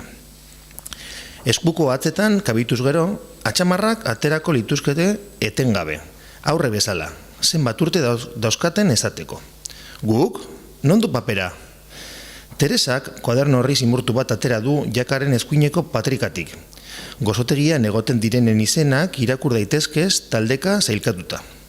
Mahai bakoitzaren bueltan egoten diren zaharren izenak, eta alboan bakoitzaren adina. Arratzalde euritxu batean bururatu zitzaien zenbaki haiek paperean jasotzea. Ez bai ziren ados jartzen denetan zaharrena nor zen. Gaur ere nik nauk zaharrena, Eutimio. Baina zenbak egiten dugu denon artean. Zertarako jakin nahi duk hori? Denon artean bizitakoa zenbat den jakiteko. Nor berea bizidik. Ez du herrian beste tokirik egongo barruan Isabelen gozotegiak baino urte gehiago dituenik. Isabelek papera eskatu dio Teresari eta Eutemioren arrotasunak kutsatuta edo, barrea izearekin kalkulagailua atera du patrikatik. Ezin du sinistu 1000 urte eta berriro egin du eragiketa bada espada. 1000 urte, benetan atera zario Teresari. 1000 urte dauzkazu, errepikatu dio Isabelek, oraindik harrituta. Orantxe gaude ondo, urte gehiago ez egiteko, esan du Martinak irribarrez. Numero polita da 1000. Eutemiok aukitik altza eta Teresa zirekatzeko ari lepotik helduz, atera tarta bat 1000 kandelarekin Isabel, oiu egin du pozarren. Klin, klin, klin, klin, klin, klin. Kaixo Isabel, zer moduz gara? Bihar alabaren urte betetzea da eta tarta baten bila bidali naute. Zaharrak algara gutxi eta barrara hurbildu da Isabel. San Marcos adibidez, eta jarri txokolatesko letra gainean, ilusio egingo dio eta. Zorionak amaia jarriko diot? Horize, kandelarik saltzen alduzu? Oraintzer enkargatu dizkidate 1000. 1000 kandelak? Txorakeriak, nire kontuak. Nolakoak nahi dituzu? Normalak ala zenbaki formakoak. Putxegin arren itzaltzen ez direnak ere baditut. Normalak. Zenbat? 7 urte beteko ditu. 8 orduan, baten bat hausten bazaizu ere. Eskerrik asko, Isabel, zeu etxerako, zenbat zor dizut. Zaude, letrak lehortu arte, horrela, 30. Ondo pasa eta zorionak amaiari. Paperean bildutako tarta eskuan, gozotegitik irtetera doan gizonari, zuzendu zaio Teresa. Nasio, atorrona, mesedez. Ik zenbat urte ditik? 38, zer ba?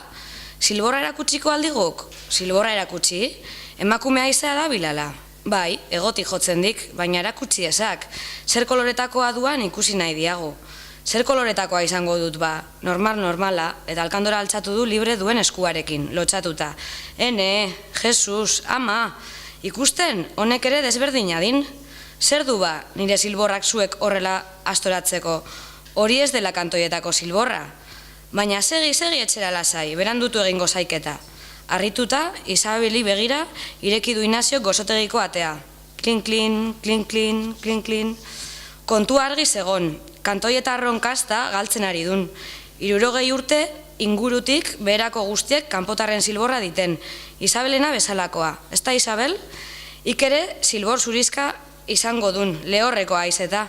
Silborra, nolakoa izango dut ba, normala, denona bezalakoa. Ez ba, kantoietako silborrak desberdinak ditun, marroskak hala izaten ditun beti. Nork burua urpetik azken atera, elkarri aurpegira begira jarri eta nork azkena barregin. Nork aurrena egin kantoietatik olaetara igeri. Dena zen, nork azkena edo nork aurrena. Gure artean apostu asko egiten genuen, baina ez genuen ezer jokatzen. Beno, batzuek egiten zuten trabez, bai, ni ikusia bainago gizoneko Faust alpargata jokatzen. Baita, oinutxik etxera iltsultzen ere.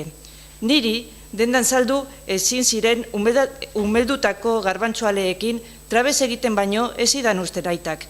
Importanteena, nork irabazi duen garbi gelditzea dun, Martina.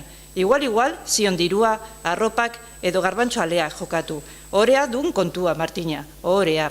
Baietz egiten nion buruarekin, aitak niri izena behin eta berriz errepikatzeko zuen zeta ezin ulertuta. Nork burua urpetik azken atera, polita zen hori. Gugutxe aritzen ginen horretan, ez iguten eta soinekoekin uretan luze egoten usten. Gatzak ondatu egiten omen zuen eguna. Baina mutilak bai, haiek aritzen ziren, biluz-biluzik gehienetan.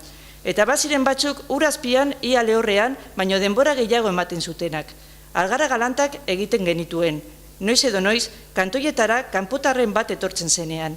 Eutimio zen haiei apostuak egin zalea. Haiei bai, kalamidadea. Baietz 4 minutu azalera irten gabe egiten zien oihu uretatik. Erreal bat apustu. Kanpotarrek baietz egiten zuten buruarekin, lortuko zuenik inondik ere ezin sinetzita.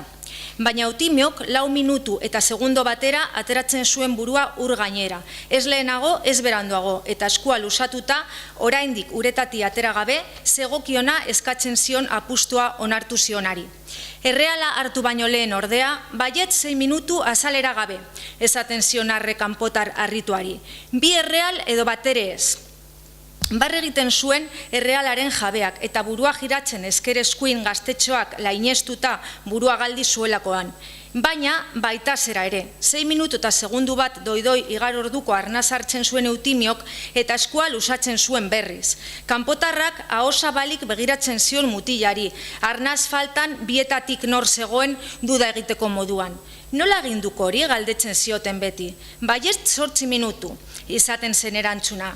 5 erreal edo alerik ez. Azalera irten gabe, 15 minutu irauteko apustua onartu zionek ere izan zen. Eta Eutimiok denak irabazi. Kanpotarren artean barrez lehertzen egoten ginen gu, haien irribarre puskatuei begira, eta ni Eutimiori begiratzea egotea gustatzen zitzaidalako ere bai. Baietz 3 urte azalera irten gabe egin zidan behin oihu uretatik. Lankideok, adizkideok, agur esateko ordua iritsi da, eta eskerrak ematekoa ere bai. Beste urte batean hizkuntza ospatu dugu anitzok. Anitz gara bai, askotarikoak. Ekitaldi xume honetan parte hartzaile izan gara asko. Udalkideak, udal langileak, irakasleak, ikasleak, hotz, mota guztietako portugaletetarrak. Horrezagatik dinot anitz garela, eta hori ere ospatzeko modukoa dela. Ospatu nahi dugu beraz, hizkuntza, aniztasuna, eta hizkuntza aniztasuna ere bai. Gure hizkuntza euskara mundu anitz batean, askotarikoan eta orotarikoan zertatu behar baitugu. Hasieran esan bezala, gonbit egiten dizuegu gaur arratzaldean egingo dugun ekitaldira zuek guztiok etor zaitezten. Zer ospaturik ere badugu. Egin dezagun, behintzat. Gaur, musika, dizkideak eta giro alaia lagun.